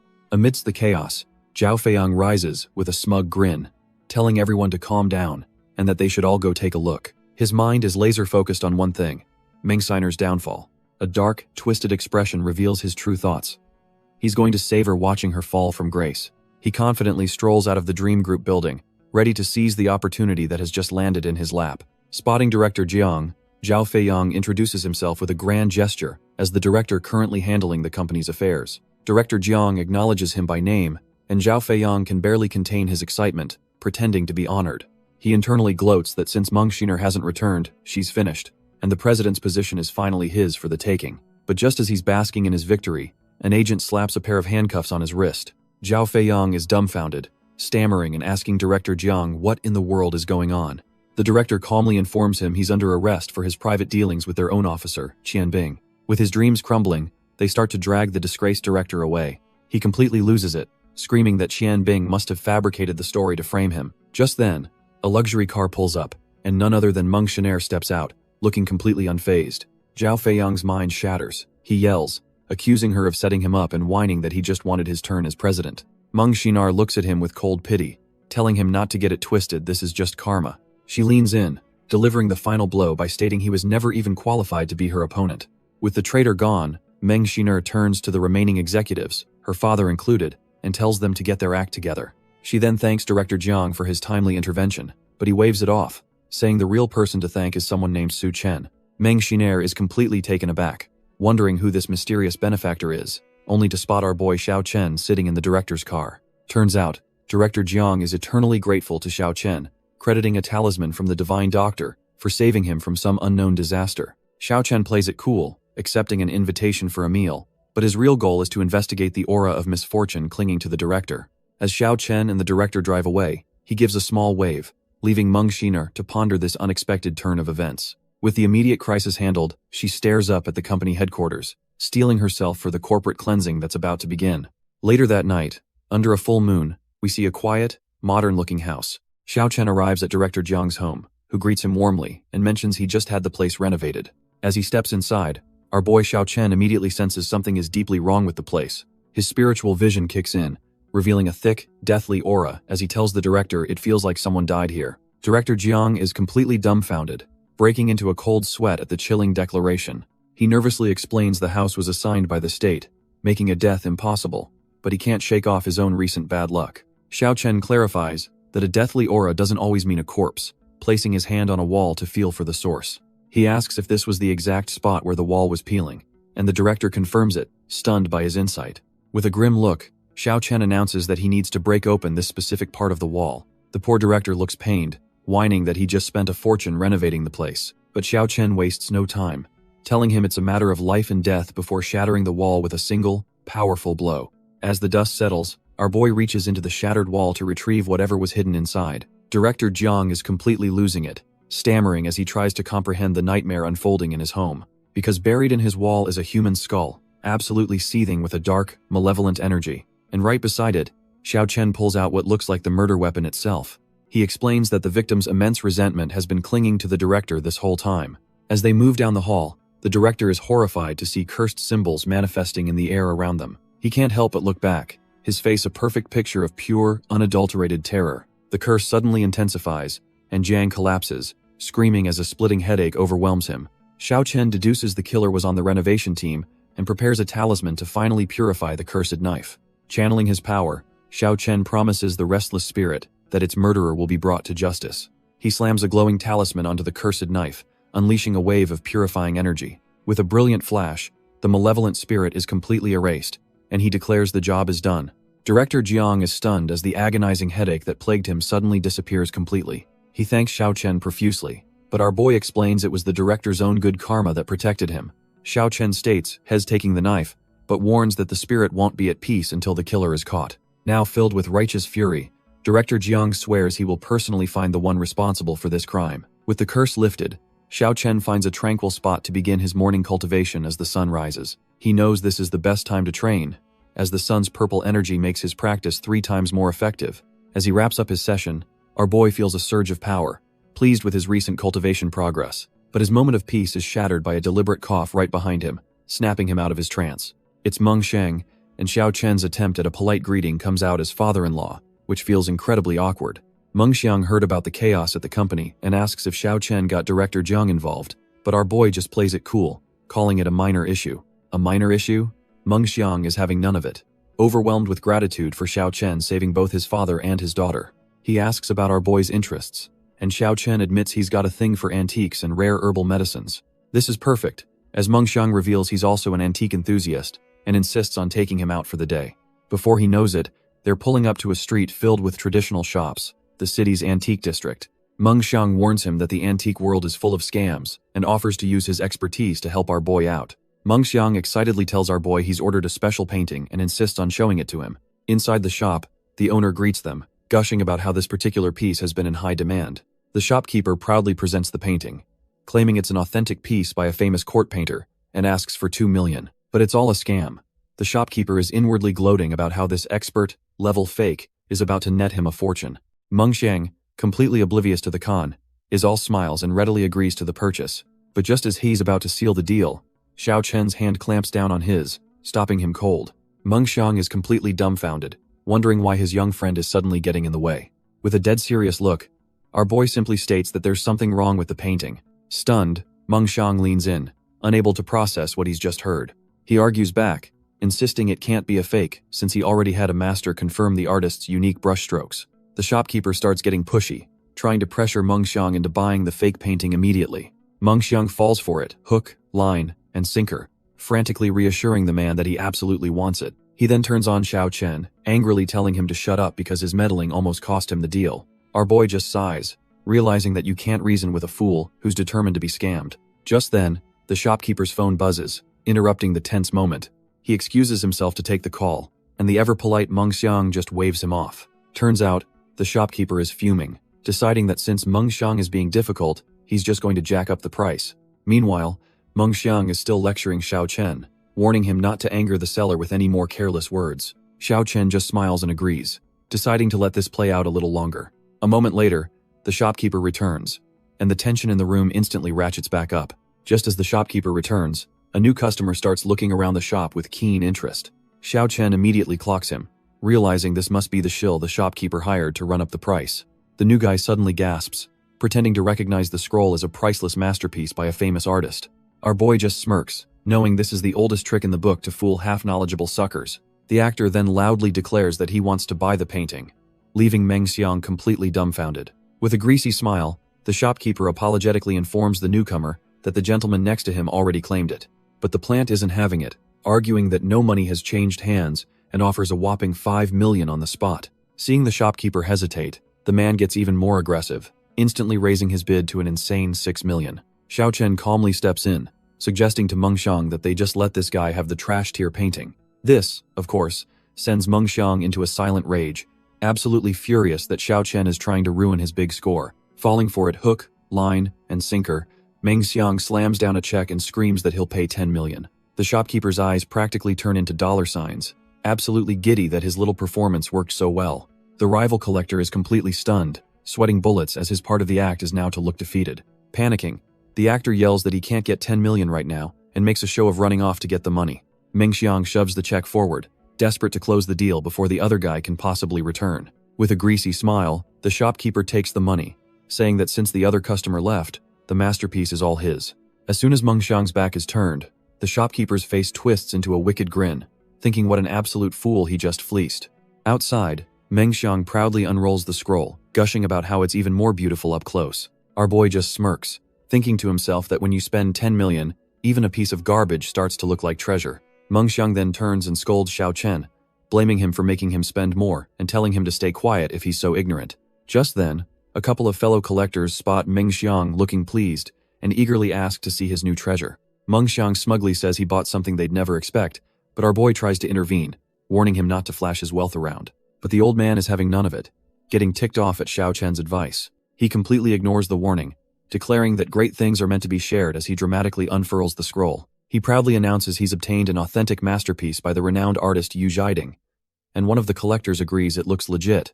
As the others express their envy, Xiao Chen can only sigh, thinking he already warned this fool what would happen. Suddenly, a new voice cuts in, demanding to see this so-called treasure, leaving Meng Xiang dumbfounded. An old man with a sharp gaze and his granddaughter have appeared out of nowhere, clearly here to stir up trouble. The girl introduces her grandfather as the top-tier antique appraiser, Sun, and says they're lucky to get his expert opinion.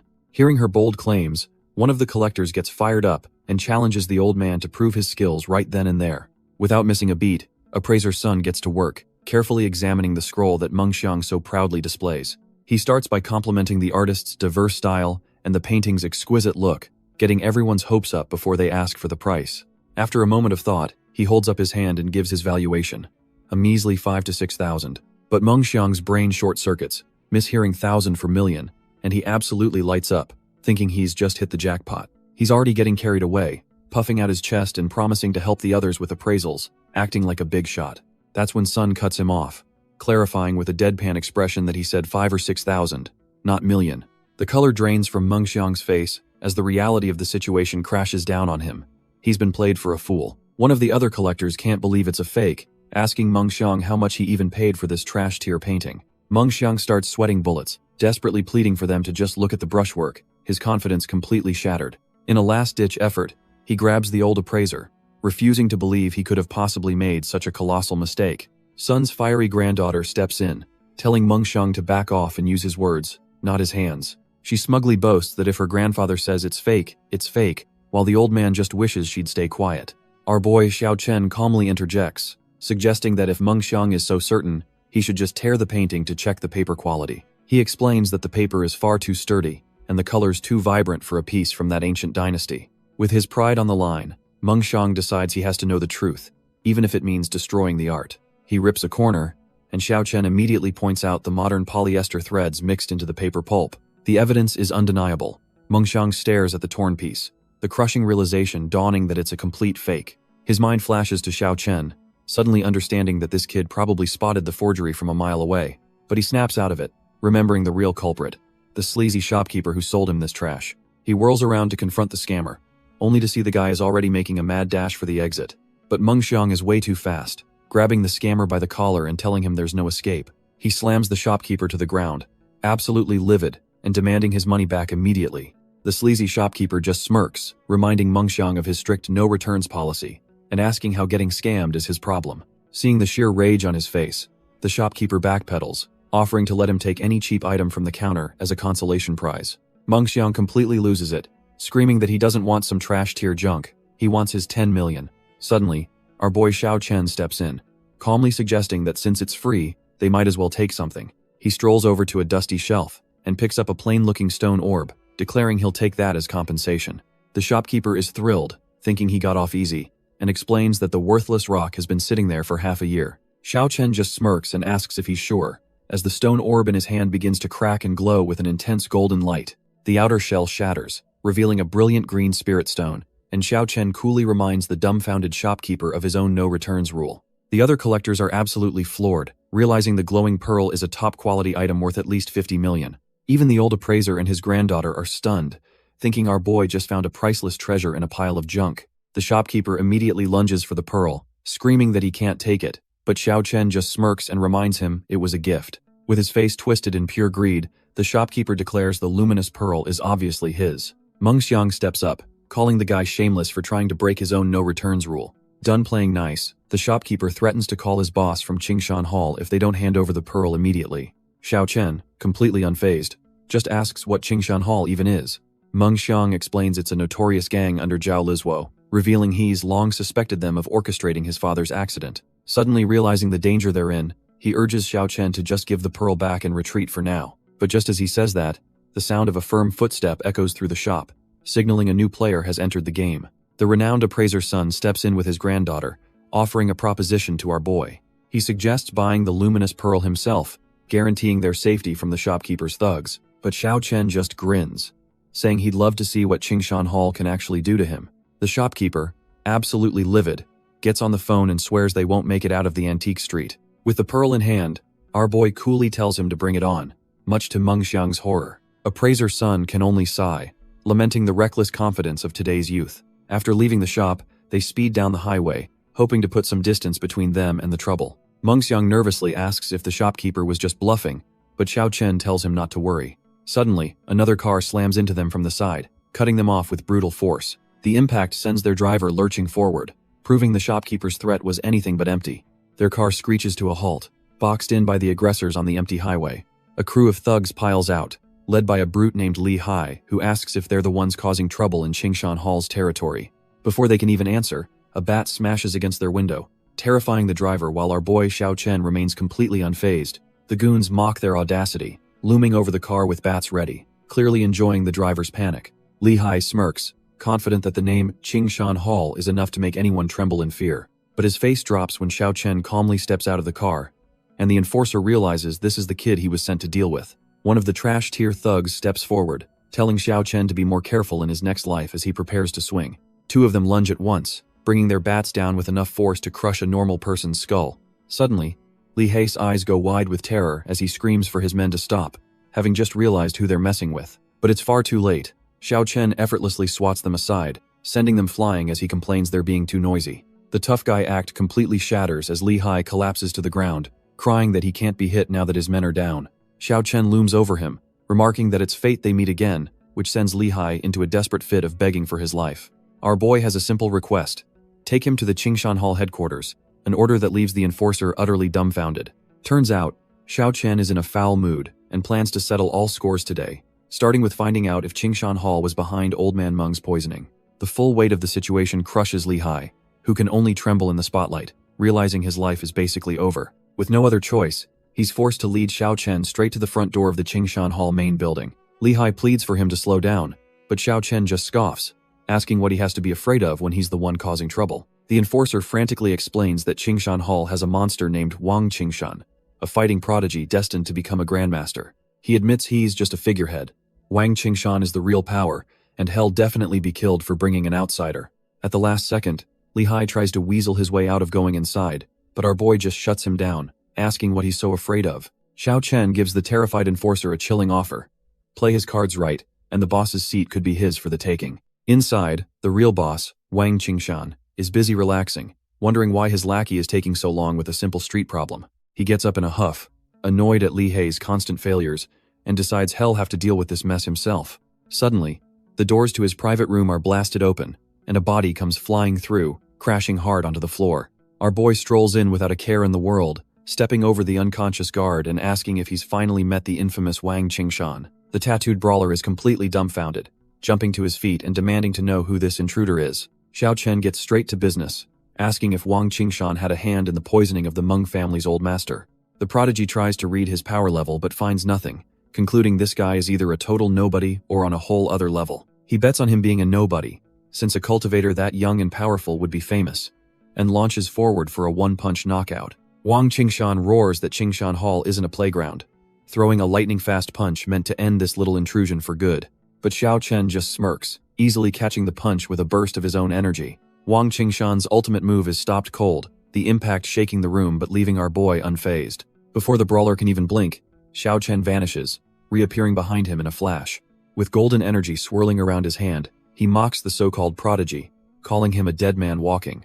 A single, invisible strike sends Wang Qingshan flying, coughing up blood as he wonders how he couldn't even see the attack. He's slammed into the floor, utterly defeated, his mind reeling at the possibility that this kid has already surpassed him. Watching from a reflection, Li Hai starts to sweat, realizing that if Qingshan Hall falls, he's a dead man. He decides to cut his losses and make a run for it, figuring he's doomed either way. Just as He's about to escape, a hand grabs his shoulder, and Xiao Chen calmly asks where he's off to in such a hurry. The terrified enforcer tries a pathetic excuse about feeding his chickens before immediately groveling and calling Xiao Chen boss. Our boy smirks, noting that Qingshan Hall has plenty of goons, and it would be a real waste to just get rid of them. He makes Li Hai an offer he can't refuse: take charge of the goons, work for him, and get his payment from Zhao Lizuo. The enforcer is dumbfounded, realizing Xiao Chen wants him to be a double agent, and our boy just asks if he's not up for it. Li Hai immediately breaks down in tears, screaming that he'll do it while mentally apologizing to Boss Zhao for the betrayal. With the deal settled, Xiao Chen casually flicks his wrist, informing the terrified goon that he's already placed a curse on him to prevent any escape attempts. A glowing sigil suddenly burns itself onto Li Hai's arm. Pulsing with an unknown energy, Li Hai stares in horror at the mark, feeling the strange power coursing through him, completely freaking out. Having secured his new pawn, Xiao Chen warns him not to try anything funny before turning to leave, saying he'll be in touch. Left alone, Li Hai collapses to the floor, utterly broken as he laments his new fate as a slave to two different masters. Meanwhile, in a quiet antique shop, a smug-looking shopkeeper sips his tea, blissfully unaware of the chaos about to come his way. The shopkeeper chuckles to himself, imagining that punk kid getting beaten senseless and begging for his life. Suddenly, his eyes dart to the side as he hears someone approach. He looks up to see Li Hai has returned and eagerly calls out to him. The shopkeeper rubs his hands together, asking if Xiao Chen has been beaten to a pulp yet. Li Hai grimly recalls his own men getting absolutely demolished, muttering that someone was indeed beaten but it wasn't Xiao Chen. He then snaps, grabbing the shopkeeper by the collar and screaming that this is all his fault. If it weren't for this trash tier mission, he wouldn't be stuck in this miserable position with our boy. Still fuming, he pulls out his phone, wondering if the curse is really powerful enough to detect a simple call. The curse immediately activates, sending a jolt of pure agony through his body as he collapses, promising never to defy it again. Having learned his lesson, Li Hai looms over the terrified shopkeeper, demanding some serious compensation for all his troubles. A little later, Li Hai walks off with his compensation, leaving the poor shopkeeper utterly ruined. Meanwhile, at the Excellence Group headquarters, someone is getting very impatient.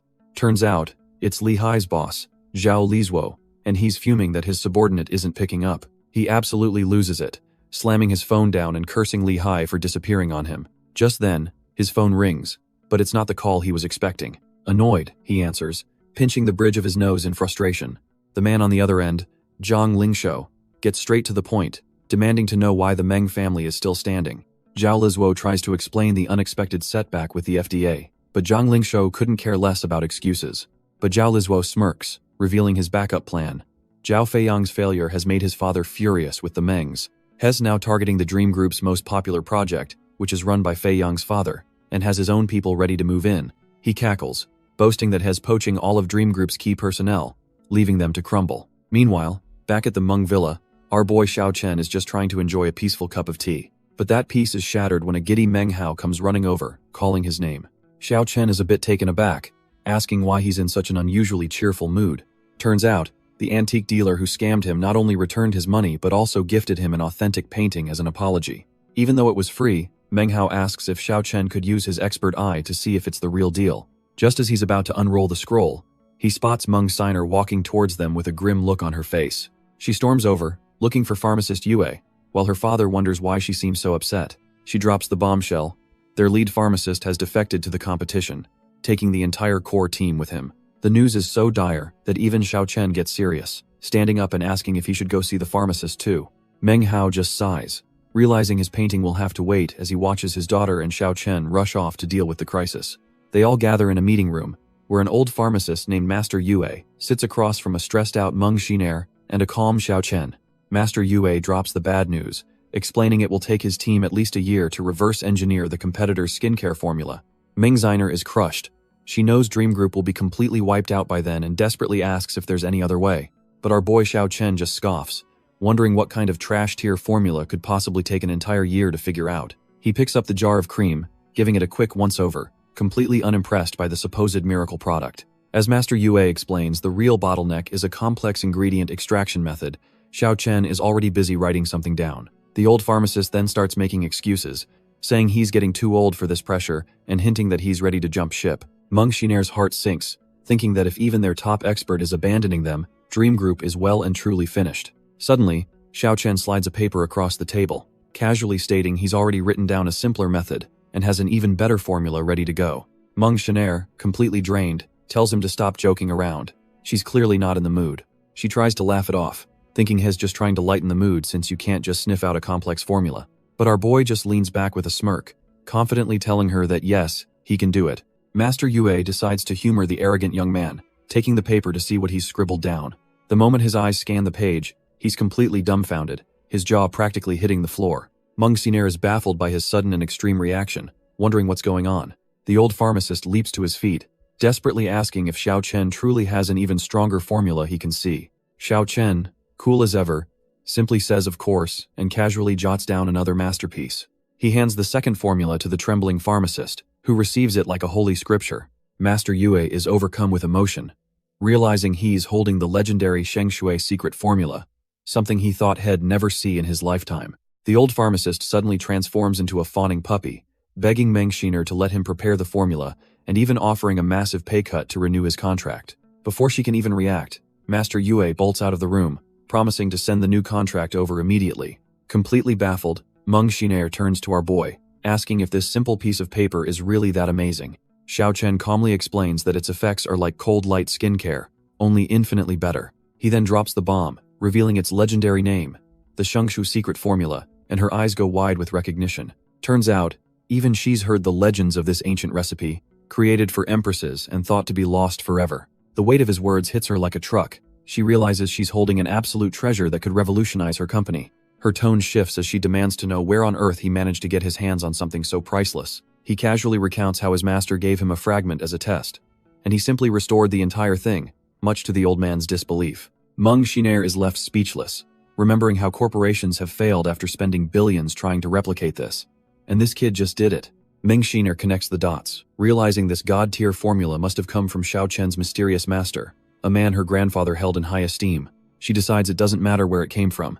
With this recipe, the company's profits are about to explode. Feeling incredibly generous, she offers to grant our boy any one request as a reward for the priceless formula. Xiao Chen just smirks, a glint in his eye as he mulls over the possibilities of what a powerful CEO could grant him. Meng Xiner waits with her arms crossed, exuding the calm confidence of someone who can make almost anything happen. But instead of asking for a fortune, he humbly requests just a few million to buy some medicinal herbs, leaving her completely dumbfounded by his modesty. She scoffs at the small sum and tosses him a gold card with 50 million, calling it a simple advance for the formula. With his new funds secured, Xiao Chen heads out, determined to find better quality herbs this time around. He strolls into a familiar-looking traditional apothecary, spotting the old Dr. Li working behind the counter. Meanwhile, Dr. Li is scratching his head over a prescription, feeling like a crucial ingredient is missing but unable to pinpoint what it is. Our boy casually points out the obvious solution to the doctor's problem. Licorice root, of course. A light bulb goes off in Dr. Li's head. He realizes it's the king of all herbs needed to perfect the formula. Finally, noticing his guest, the old doctor recognizes him as the expert Dr. Su and asks what he's doing here. Xiao Chen gets straight to business, asking for top-tier herbs that are at least 1,000 years old. Dr. Li boasts that his shop is the only place in the city with such treasures, but claims they're priceless. The word priceless means nothing to our boy, who coolly crosses his arms to think up a counteroffer. He proposes a trade, a secret refining method that prevents potency loss in exchange for the ancient herbs. The scene shifts to a private alchemy room, showing that Dr. Lee couldn't possibly refuse such a deal. But two of Dr. Li's apprentices barge in, questioning why Head let a stranger use their sacred room.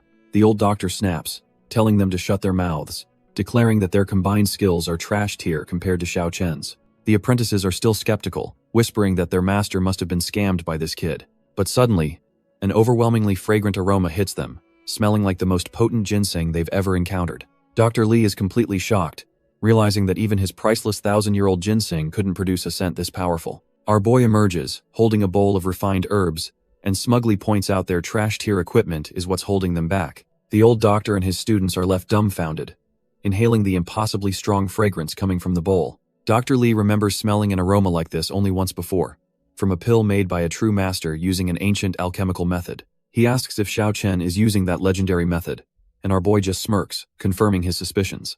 Desperate, Dr. Lee practically begs, promising to fetch the 1,000-year-old herbs immediately if Xiao Chen will teach them. Just then, another, even older man appears in the garden, drawn by the incredible scent, and calling out to Dr. Lee. From the aroma alone, the elder deduces that the herb must be at least 8,000 years old. Dr. Lee tries to explain to his master that this incredible medicine was refined from their own ginseng, not by him. The old master erupts, calling it nonsense and accusing Dr. Lee of thinking he's lost his mind. Dr. Lee nervously hands over the bowl, letting the potent aroma speak for itself. The elder alchemist takes a deep breath, his entire demeanor changing as he recognizes a fragrance he hasn't smelled in decades.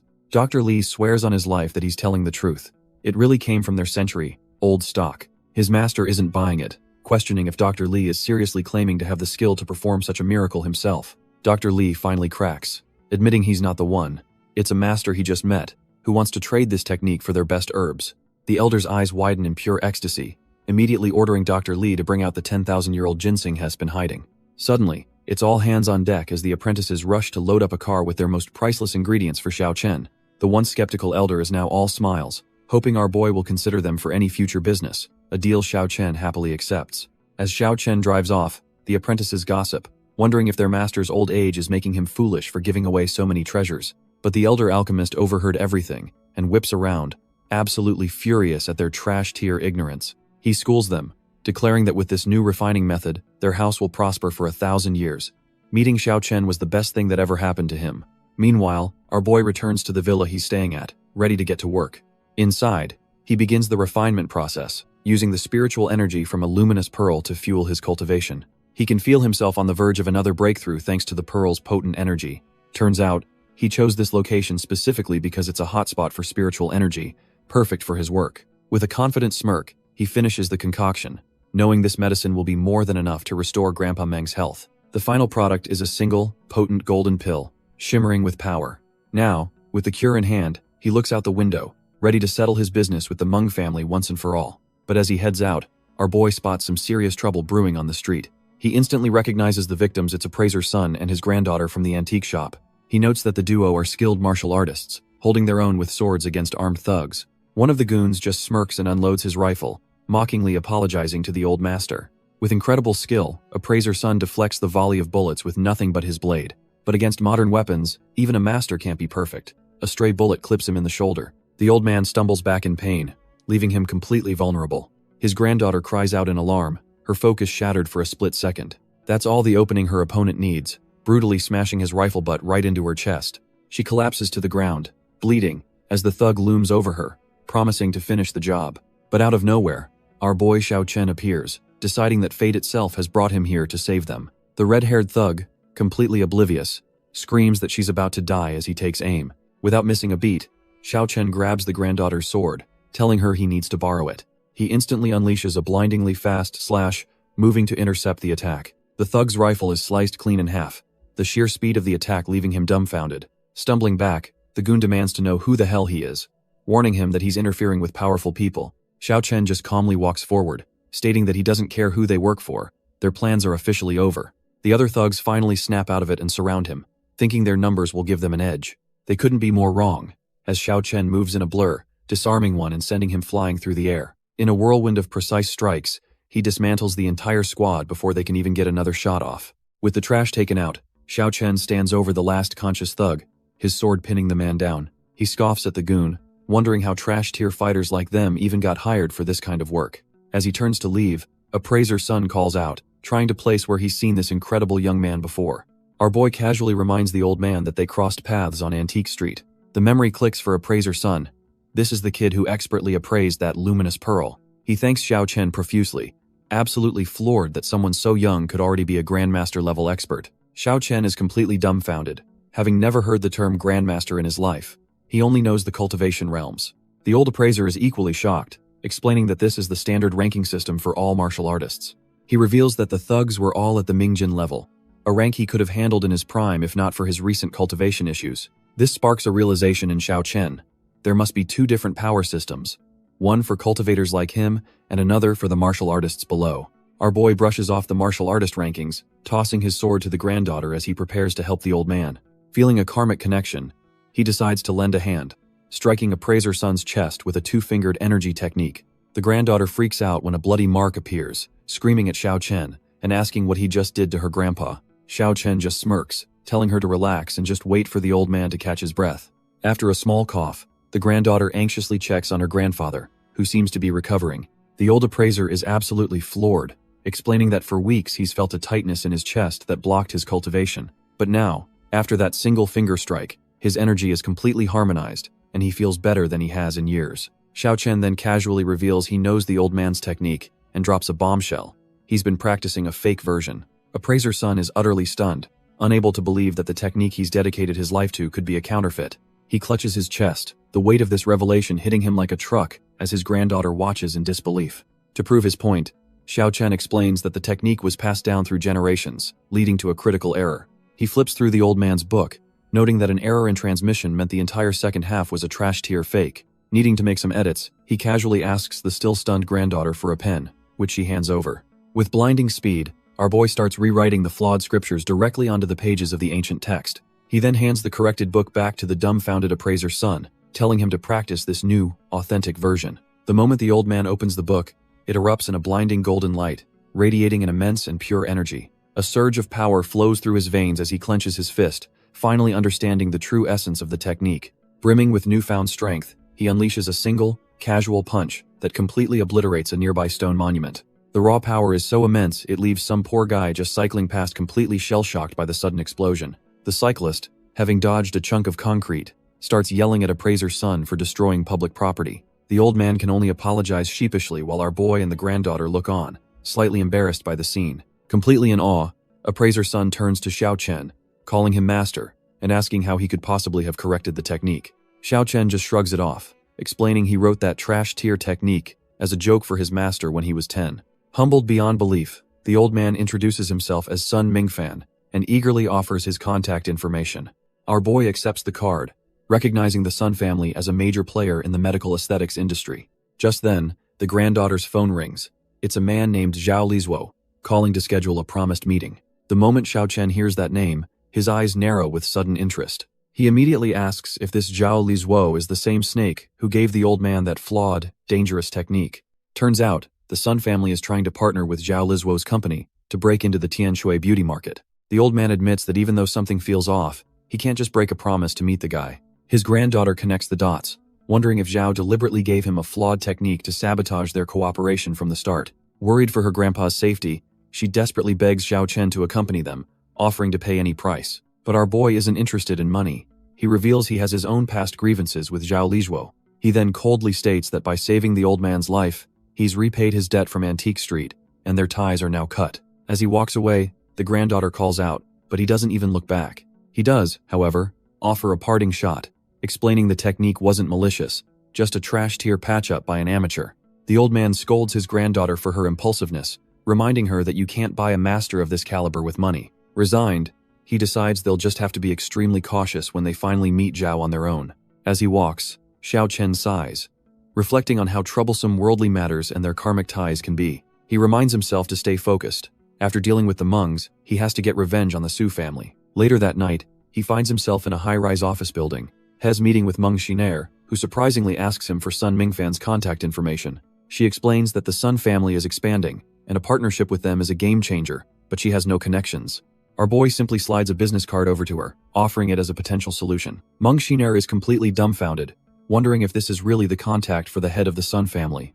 He just smirks and tells her to try it out for herself if she's so skeptical. A confident smile spreads across her face as she prepares to make the call, holding the golden ticket in her hand. Xiao Chen watches her, thinking to himself that it seems he can't avoid getting involved with the Sun family after all. To his surprise, Meng Xiner's call is a massive success, and she happily confirms their meeting at the Tengfei Villa. The scene shifts to the luxurious villa, a grand estate nestled in the mountains, where the meeting is set to take place. Meanwhile, another party arrives, the arrogant Zhao Lizuo from the Excellence Group, wondering why Mr. Sun suddenly invited them after an initial rejection. Turns out, Zhao Lizuo is in a foul mood, absolutely ripping into his subordinate for his son's trash-tier performance on another project. He screams that if they don't secure the deal with Mr. Sun today, his subordinate can just pack his bags and get lost. The terrified subordinate can only bow and agree, not daring to talk back to his enraged boss. Internally, however, the subordinate is seething, cursing the Meng family for putting him in this miserable position. Just then, Meng Xiner and our boy Xiao Chen arrive, looking cool, calm, and collected as they walk onto the property. Zhao Lizuo spots them from a distance, a look of utter disbelief and annoyance crossing his face. He greets Meng Xiner with a condescending smirk, mocking her for even bothering to show up when Mr. Sun's decision is already made. But Meng Xiner isn't fazed one bit, coolly asking him what business he has here. Zhao Lizuo just laughs, saying he's here for Mr. Sun, and sarcastically asks if she is too. She confirms that's exactly why she's here, much to his amusement. He tells her to stop being so stubborn, mocking that Dream Group has nothing to offer without their main project. He then accuses her of showing up just to sabotage his own group's success. While Meng Xiner fumes at his arrogance, he smugly invites them to watch him close the deal. Just then, the massive gates to the estate begin to creak open. Standing right there to greet them are none other than Appraiser's son and his granddaughter. Zhao's entire personality flips as he puts on a huge, fake smile and waves eagerly at the old man. But Mr. Sun cuts him dead, asking why he's here since he already told someone to cancel their meeting, leaving Zhao absolutely dumbfounded. Zhao is left completely speechless, his brain short-circuiting from the public rejection. Appraiser's son turns to his granddaughter, Sun Mengru, and asks her what's going on with this guy. She plays along perfectly, apologizing to her grandpa for forgetting to inform Zhao that his appointment was cancelled. Mr. Sun then offers to call a driver to take Zhao back, a polite but brutal way of telling him to get lost. Snapping out of his stupor, a desperate Zhao grabs the old man, insisting his Excellence Group is the best choice for a partner. But Appraiser's son is having none of it, slapping his hand away with a look of pure disgust. With a dead serious expression, he informs Zhao that he's sorry, but a decision has already been made. He drops the final bombshell. He's already decided to work with Dream Group, leaving Zhao utterly shattered. Just then, Meng Xiner and our boy Xiao Chen arrive, and she smoothly apologizes to Mr. Sun for being late. She then turns to her rival, feigning innocence as she asks when this deal was made, twisting the knife with a smile. With a sly grin, Appraiser's son explains that he literally just made the decision a few moments ago. He then reveals that since he owes an immense debt to Xiao Chen, he naturally trusts his wife as well. Meng Xiner is left completely dumbfounded, processing the fact that the old man thinks she and our boy are a couple. Xiao Chen, however, immediately sees through the scheme, realizing this was all a public performance to reject Zhao and show them goodwill. He gives Meng Xiner a playful nudge, telling her not to keep her new business partner waiting. The deal is officially sealed with a handshake, both promising a fruitful partnership ahead.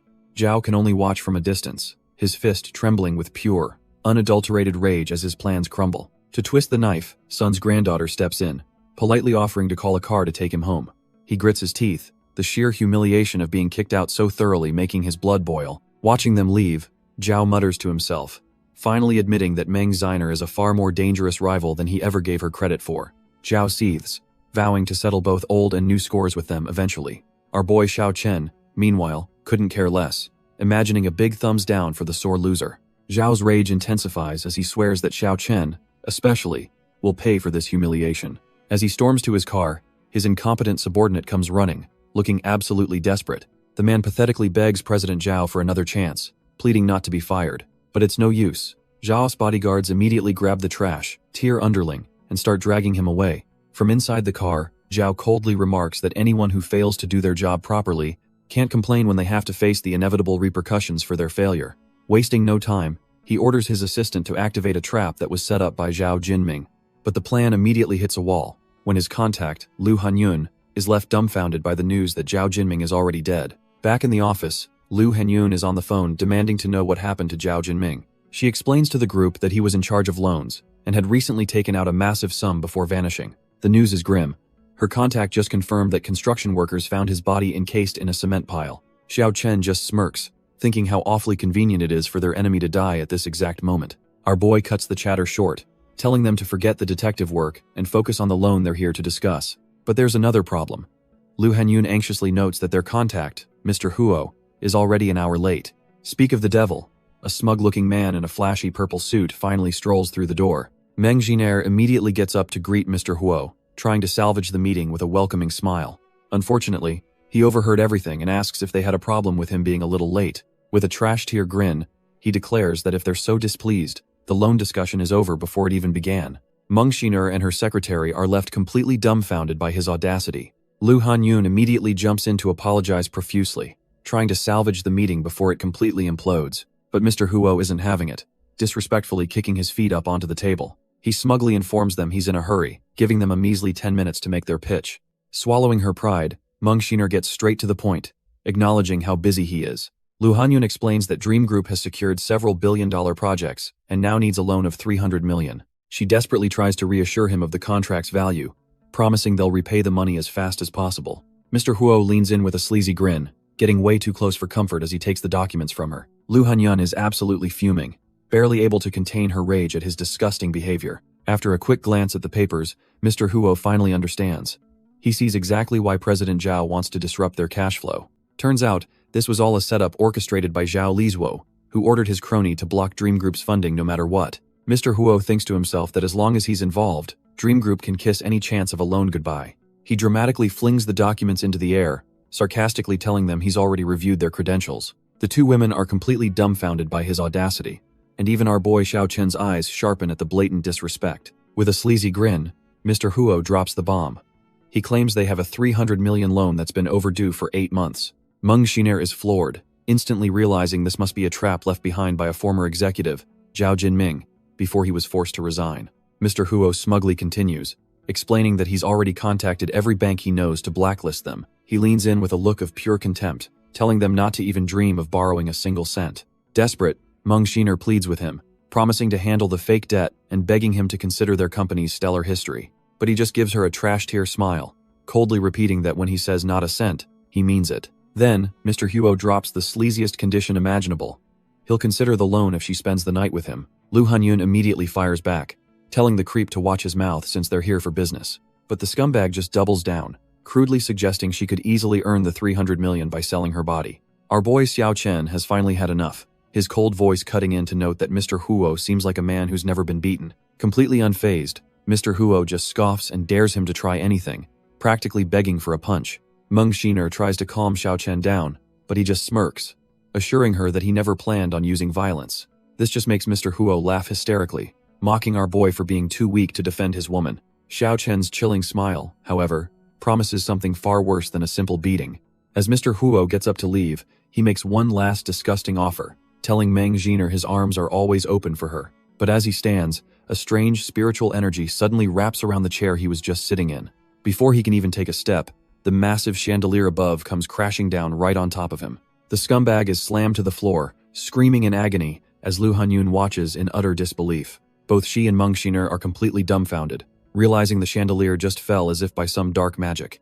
Our boy Xiao Chen, however, just leans back with a satisfied smirk, remarking that it seems even the heavens couldn't stand the guy's trash behavior. He looms over the pinned Mr. Huo, coldly advising him to try and accumulate some better karma in his next life. Desperate and bleeding, Mr. Huo grabs onto Xiao Chen's leg, pathetically begging for someone to call an ambulance. But Xiao Chen just crouches down, mockingly reminding him that they're in a huge rush to find someone willing to lend them money. He then gives a chilling lecture on how being crushed can lead to permanent paralysis, adding that the room is conveniently soundproof. The threat hits home, and Mr. Huo finally breaks, screaming that he'll lend them the money and make the call right now. With a triumphant smile, Xiao Chen pulls out a pre-written contract, telling the terrified man it's time to seal the deal. With the deal done and an ambulance on the way for Mr. Huo, our crew makes their exit. Meng Jiner can't shake the feeling of guilt, admitting to Lu Hanyun that even though they got the money, the method felt wrong.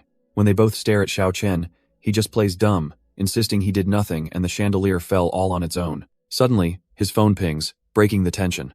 He glances at the message, his expression turning serious as the women look on, confused. Without much explanation, he tells them to head back while he steps out for a bit. When asked where he's going, he just waves and cryptically says he's off to accumulate some good karma. Meng Xiner is left dumbfounded, wondering if that perfectly timed chandelier fall was really just a coincidence. The scene cuts to a morgue, where a detective tells Xiao Chen the corpse from his wall is linked to another murder. The detective explains that the killer's method of disposing of the bodies is practically identical. Our boy agrees, theorizing that while the killers might be different, the mastermind is definitely the same person. When the detective asks for clues, Xiao Chen admits he's just working off a hunch for now, but with a glint in his eye, he reveals that if his suspect is who he thinks it is, a lead should pop up very soon. The scene cuts to Li Hai, one of Zhao's goons, desperately begging his boss to save him. His boss, Zhao Lizuo, casually asks if this Su Chen is the one threatening him. Turns out, Xiao Chen sent a text directly calling him out and mentioning a lie-detecting ring, putting the fear of God into him. Li Hai frantically explains this guy uses some bizarre magic, recalling how he single-handedly crushed Qingshan Hall and left a mark on his arm. As he speaks, a glowing golden seal on his arm flares to life, a nasty little curse left by our boy. The seal activates, and Li Hai collapses to the floor, screaming in pure agony as it burns him from the inside out. Fed up with the noise, Zhao Lizuo unleashes a blast of violent energy, clearly intending to silence his useless subordinate for good.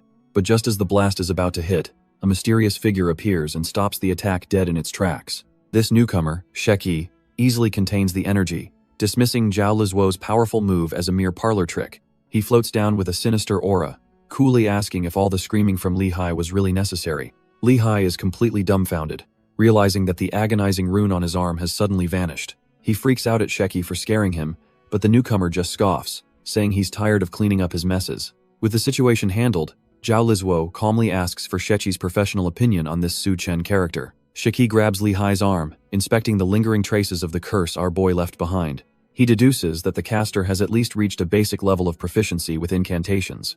However, he's never heard of the name and notes the technique is unorthodox, pegging Xiao Chen as a self-taught rogue. A sadistic grin spreads across Sheki's face as he reveals his deep-seated hatred for these rogues, declaring they all deserve to be slaughtered. Zhao Lizuo asks if he's really sure he can handle this guy, but Sheki just bursts out laughing, finding the whole situation pathetic. Furious, Zhao orders him to deal with the punk who dared to operate on his turf, wanting him erased for good. Meanwhile, our boy arrives at a desolate, abandoned factory, knowing full well he's walking into a trap. He gets his hands on the heavy shutter door and begins to pry it open with ease. With a show of strength, he lifts the entire thing, stepping into the darkness. He calls out into the cavernous space, announcing his arrival to Li Hai. Xiao Chen walks deeper into the empty warehouse, totally unfazed by the obvious ambush. Suddenly, Li Hai appears from the shadows, greeting him with a suspicious level of friendliness. The goon explains that the rune on his arm vanished, and he was so scared Xiao Chen would misunderstand that he called him out to see for himself. Our boy sighs, annoyed at being called out for such a trivial matter, but tells him to roll up his sleeve so he can take a look. Xiao Chen agrees, thinking this is a waste of his time, but he'll get it over with. But as Li Hai pulls up his sleeve, a sinister green rune flares to life. The mark wasn't gone, it was a trigger. Before our boy can react, the goon grabs his wrist with an iron grip, a look of shock flashing across Xiao Chen's face. Li Hai screams out that he's secured the target, signaling for the real masterminds to make their move. And from the shadows emerges a new player, a man named Sheki, who's been watching this whole pathetic play unfold. Sheki smirks, gloating that someone like Xiao Chen, who relies on unorthodox methods, is no match for a true practitioner. Suddenly, a massive binding circle erupts from the floor, trapping our boy in a vortex of green energy. The new villain laughs, mocking how easy it was to ensnare him, as a giant spectral snake begins to form from the array. He tells Xiao Chen to face reality and accept his place as a mere mortal before his overwhelming power. But our boy just scoffs, utterly disappointed that he finally met someone who uses proper techniques, but they're still so trashed here. He smirks, realizing his master was right. There are barely any true martial artists left in this world. With a flick of his finger, our boy unleashes his own technique, a colossal golden dragon that dwarfs the enemy's snake. The two spiritual beasts collide in a flash of light, but it's clear this is a one-sided slaughter. Without any effort at all, the golden dragon tears the pathetic snake spirit to absolute shreds. Sheki is completely dumbfounded, his mind unable to comprehend how his ultimate trap was just shattered. Before the shock can even settle in, the dragon's massive claw descends to deliver judgment. It slams him into the ground with overwhelming force, crushing the arrogant practitioner in a single blow. With the light show over, Xiao Chen turns his attention to the fool still clinging to his arm. Li Hai is now pale as a ghost, sweating profusely as he realizes he's grabbed onto a literal god of death. Our boy gives his wrist a simple twist, and the sound of cracking bones echoes as he effortlessly breaks the goon's grip. With his eyes glowing, Xiao Chen leans in and coldly informs the terrified goon that his turn has come. Li Hai immediately drops to his knees, begging for his life and offering to sell out his boss, Zhao Lizhuo. But just as he's about to spill the secrets, he starts convulsing violently, blood spewing from his mouth. Turns out, the nearly dead Sheki had a backup plan, sneering that he knew Li Hai was a spineless coward. With his last breath, he cackles that anyone who dares betray their master is marked for death. And just like that, Li Hai's body goes limp, leaving Xiao Chen with another dead end. Suddenly, 2 police officers burst onto the scene, guns drawn, shouting for everyone to freeze. They find our boy standing calmly over the bodies, who simply tells them they're a bit late to the party. Xiao Chen then offers to escort the main target back, ready to cooperate with the authorities. The 2 officers are left completely speechless, unable to comprehend how the entire battle is already over. Officer De Chen can't believe it. They spent a whole day and night on this plan, and our boy ended it in minutes. Later, back at the police station, the interrogation of the captured assassin begins. Da Chen grills the suspect, demanding to know if he was behind Zhao Jinming's death, but the killer just scoffs. The assassin, Sheki, calls his target a worthless bum, saying it doesn't even matter who killed him. He then flashes his fangs, warning them that his master will hunt them down for daring to capture him. Meanwhile, Xiao Chen is calmly playing a board game with the Meng family's butler. Lin Meiki introduces a new face, Meng Xiner's cousin, Yan Shasha, a kickboxing pro who just returned from abroad. She explains that after the incident with Zhang Dong, she wanted extra protection and hired Yan Shasha as a bodyguard. The butler is a bit confused, asking if Xiao Chen's protection wasn't already enough for the young miss. But our boy just smiles, saying he's been busy with police matters anyway, so another bodyguard is a great idea. Lin Meiki scoffs at the idea of him helping the police, telling him to quit spouting nonsense. Just then, the door to the room slides open with a soft click. It's Meng Xiner, who's completely surprised to find her cousin Shasha standing there. Her mother happily explains she brought Shasha back to be her bodyguard, killing 2 birds with 1 stone. The newly appointed bodyguard wastes no time and walks straight over to Xiao Chen and the butler. She gets right in his face asking if he's the infamous Xiao Chen, and our boy coolly confirms it. Yan Shasha lays down the law, saying she's fiercely protective of Shiner, who she treats like her own sister. And in her opinion, a guy like him is completely unworthy of her cousin. Our boy just smirks, retorting that her insight into martial arts and people is equally trashed here. And to punctuate his point, he slams down a game piece, checkmating the utterly dumbfounded butler. Yan Shasha is absolutely seething, his words hitting a nerve she didn't even know she had. But Xiao Chen isn't done, calmly schooling her that her techniques are all based on raw power. He warns that if she keeps relying on brute strength, she won't last 10 moves against a real expert. She's completely blown away by his audacity, unable to believe what she's hearing. Internally, she fumes, thinking her aunt was right, this guy is nothing but an arrogant fool. But suddenly, Xiao Chen's focus shifts, his eyes narrow as he senses a disturbance in his spiritual barrier. A smirk plays on his lips as he realizes the enemy's backup couldn't hold back any longer. With a flash of coldness in his eyes, he notes with some annoyance that one of the rats managed to escape. Without another word, he pulls out 2 golden amulets from within his robes. He hands one to Meng Xiner, telling his wife he has to step out and that she needs to wear it for protection. Ming Xiner expresses her concern for him, but her cousin Yan Shasha just scoffs at the tattered amulet. Meanwhile, lurking in the trees outside the Meng villa, a new predator watches from the darkness. This beast of a man, acting on intel from Zhao Lizhuo, confirms he's in the right place to find his target. Back inside, Yan Shasha is still running her mouth, convinced our boy can't be trusted sneaking out at night. Her words are cut short as the glass shatters and the wolf-like assassin crashes right into the living room. The family is frozen in terror, but Yan Shasha, ever the fighter, instinctively steps forward to protect them. The intruder glares at them, his voice a low growl as he asks if he heard them mention Su Chen. Yan Shasha bravely stands her ground, demanding to know who the hell this monster is. But he's not here to talk. With a deafening roar, he screams for Su Chen to come out and face his death. The assassin unleashes a devastating spiritual blade meant to cleave them all in 2. The immense pressure hits the non-fighters first, causing Lin Meiki to scream in agony as Meng Xiner panics. The old butler is completely dumbfounded, wondering what kind of demonic power this is. But just as the attack is about to land, 2 golden talismans burst forth from Meng Xiner's chest. They erupt into a brilliant golden barrier, effortlessly deflecting the deadly strike and shielding everyone inside. It suddenly clicks for Meng Xiner, this is the protective amulet our boy Su Chen had given her. In an instant, the crushing headache vanishes, leaving both her and her mother completely unharmed and amazed. The wolfman is stunned. He knows only the brawler has any real power. So how did these trash-tier civilians block his killing blow? Yanshasha doesn't give him time to think, powering up her fists and screaming that he won't touch anyone under her watch. She unleashes a powerful punch right into the wolfman's gut, but he doesn't even budge an inch. He just grins, baring his fangs as he mockingly asks if her punch is made of cotton. Yanshasha is completely dumbfounded. Her strongest attack had absolutely no effect on this monster. With a bored sigh, he effortlessly grabs her and the nearby officer, smashing them into the pavement like ragdolls. Mengxiner and her mother can only watch in horror, screaming Yanshasha's name as she's taken down. Pinned under his boot, she reflects on her 10 years of training. Unable to believe she couldn't even shake him, she suddenly recalls Su Chen's advice that she wasn't suited for power techniques and should focus on speed instead. Having dealt with the small fry, the wolfman roars, demanding that Su Chen come out and face him. Just then, a blinding golden light descends as our boy's voice rings out, glad that the target he was hunting came right to him. The wolfman, Sheki, roars as he tries to push back against the overwhelming golden energy, but it's a futile effort.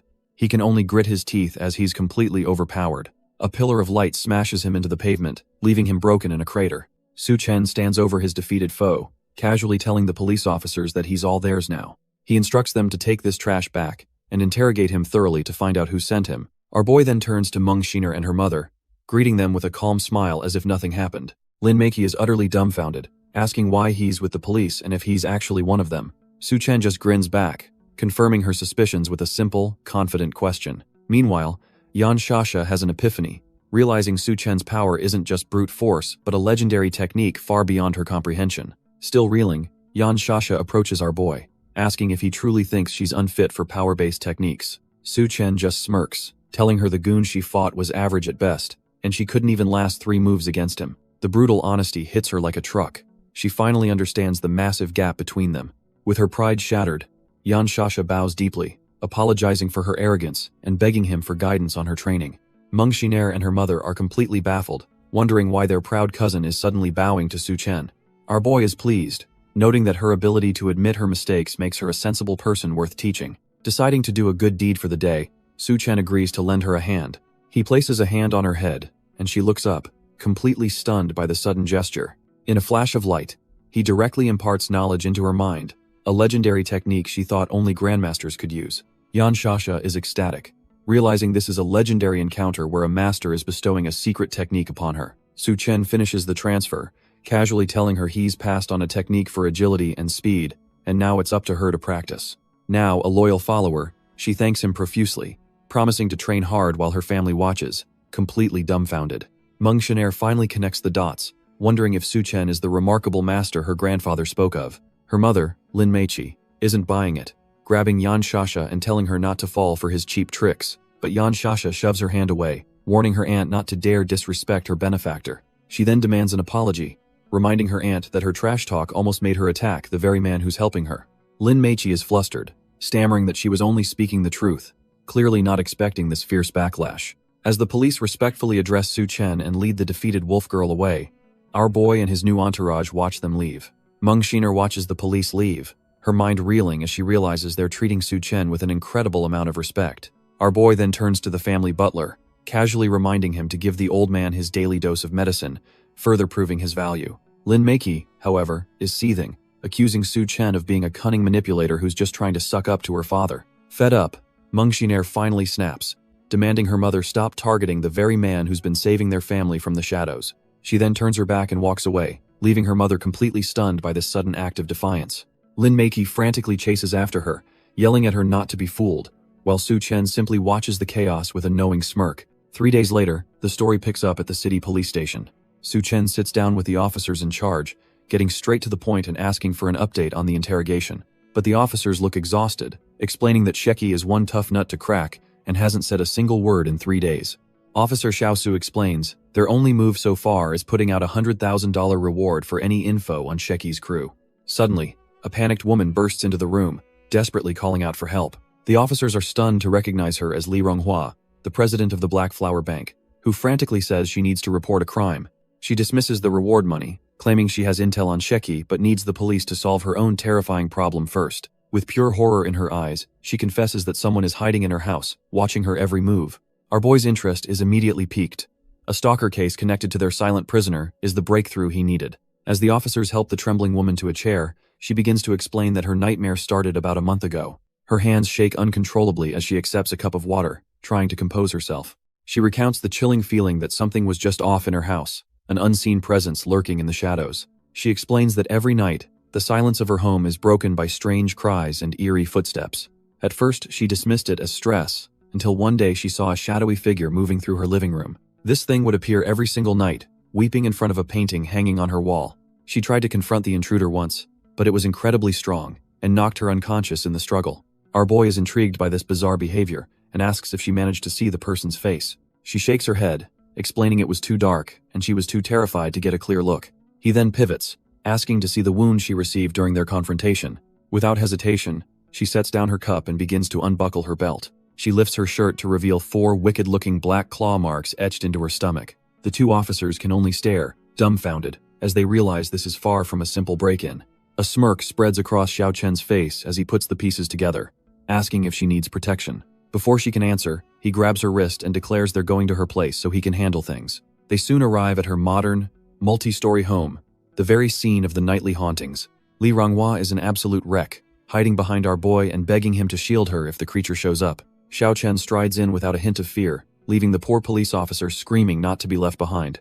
He heads straight for the infamous painting, immediately confirming his suspicions about its importance. Suddenly, Li Ronghua freezes, thinking she heard a noise from the bedroom, but Xiao Chen remains completely unfazed. He calmly tells her there's no stranger in the house, a statement that leaves her utterly confused. He then directs her attention back to the painting, telling her to really look at the figure depicted in it.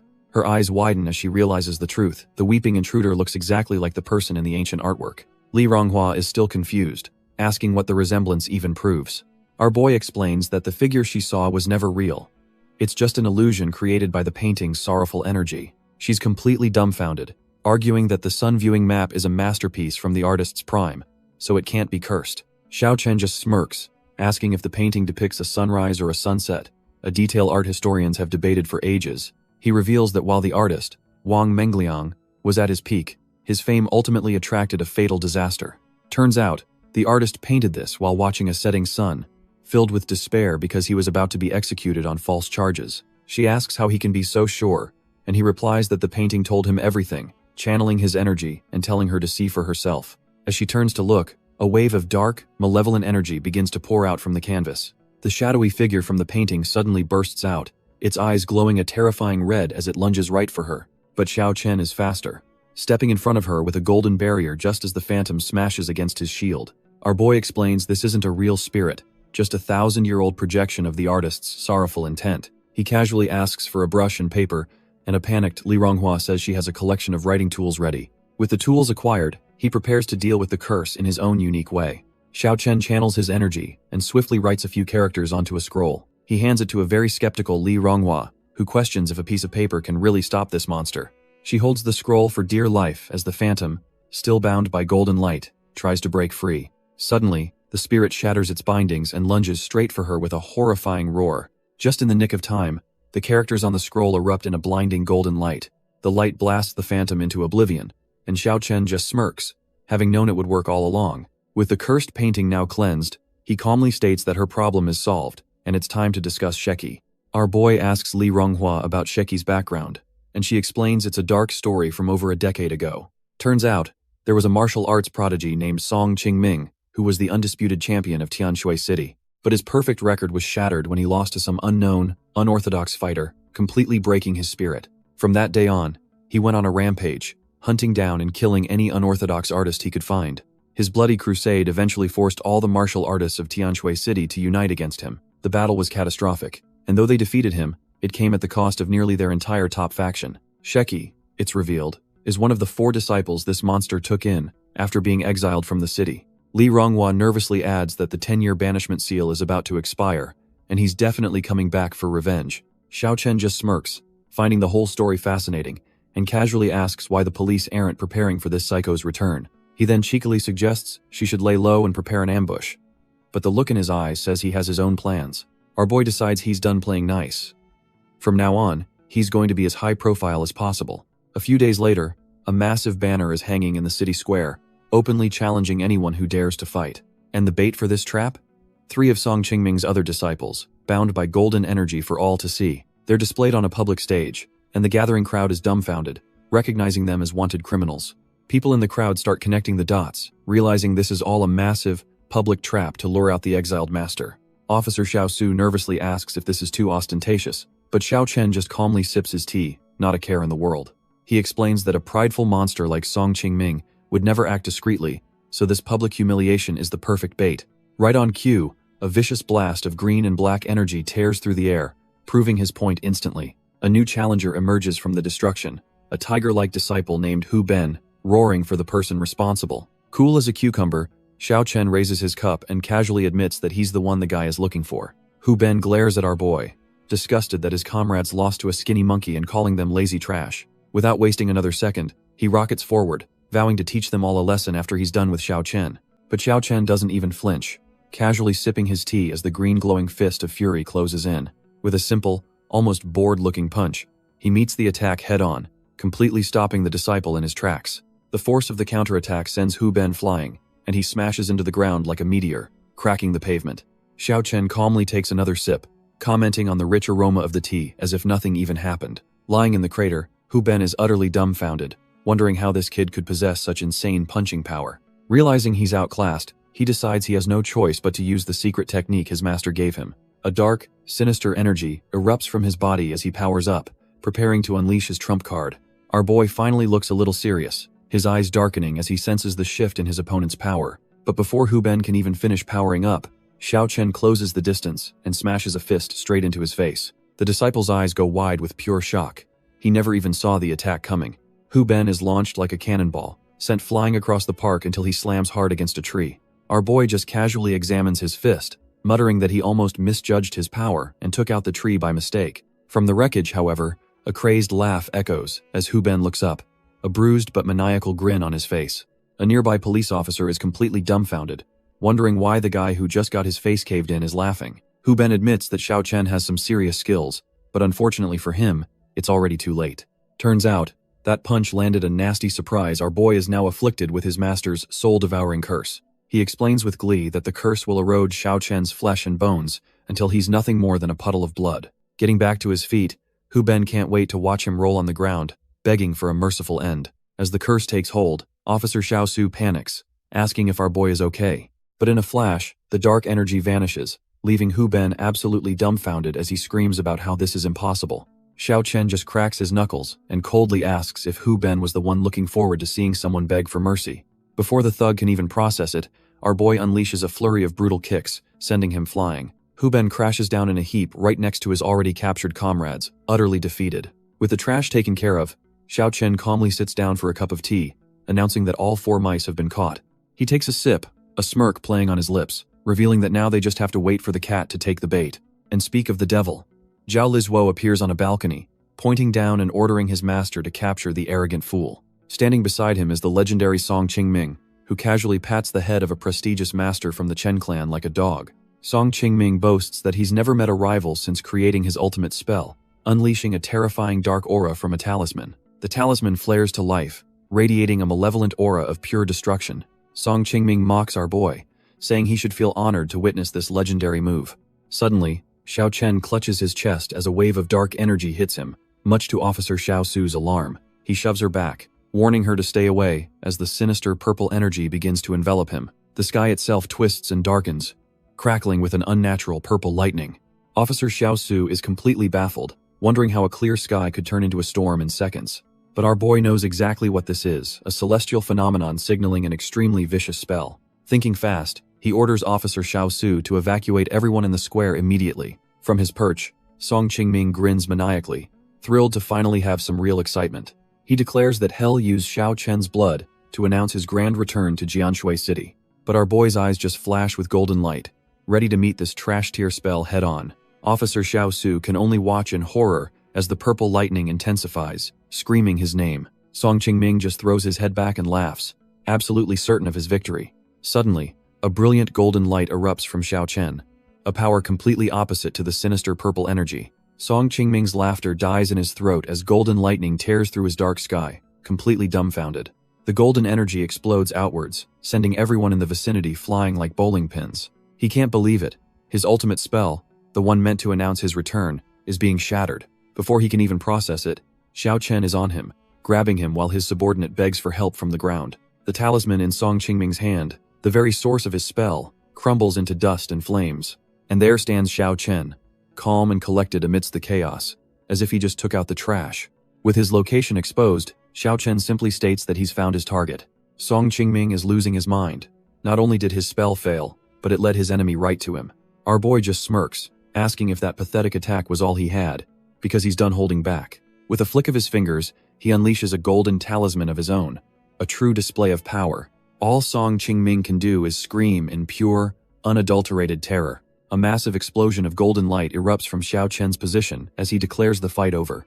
The self-proclaimed master is sent flying, utterly dumbfounded as to how this is even possible. His mind flashes back to his first humiliating defeat, refusing to accept he's losing to another nobody. But his denial means nothing as he plummets from the sky, crashing into the ground below. He's left broken in a crater, completely and utterly defeated.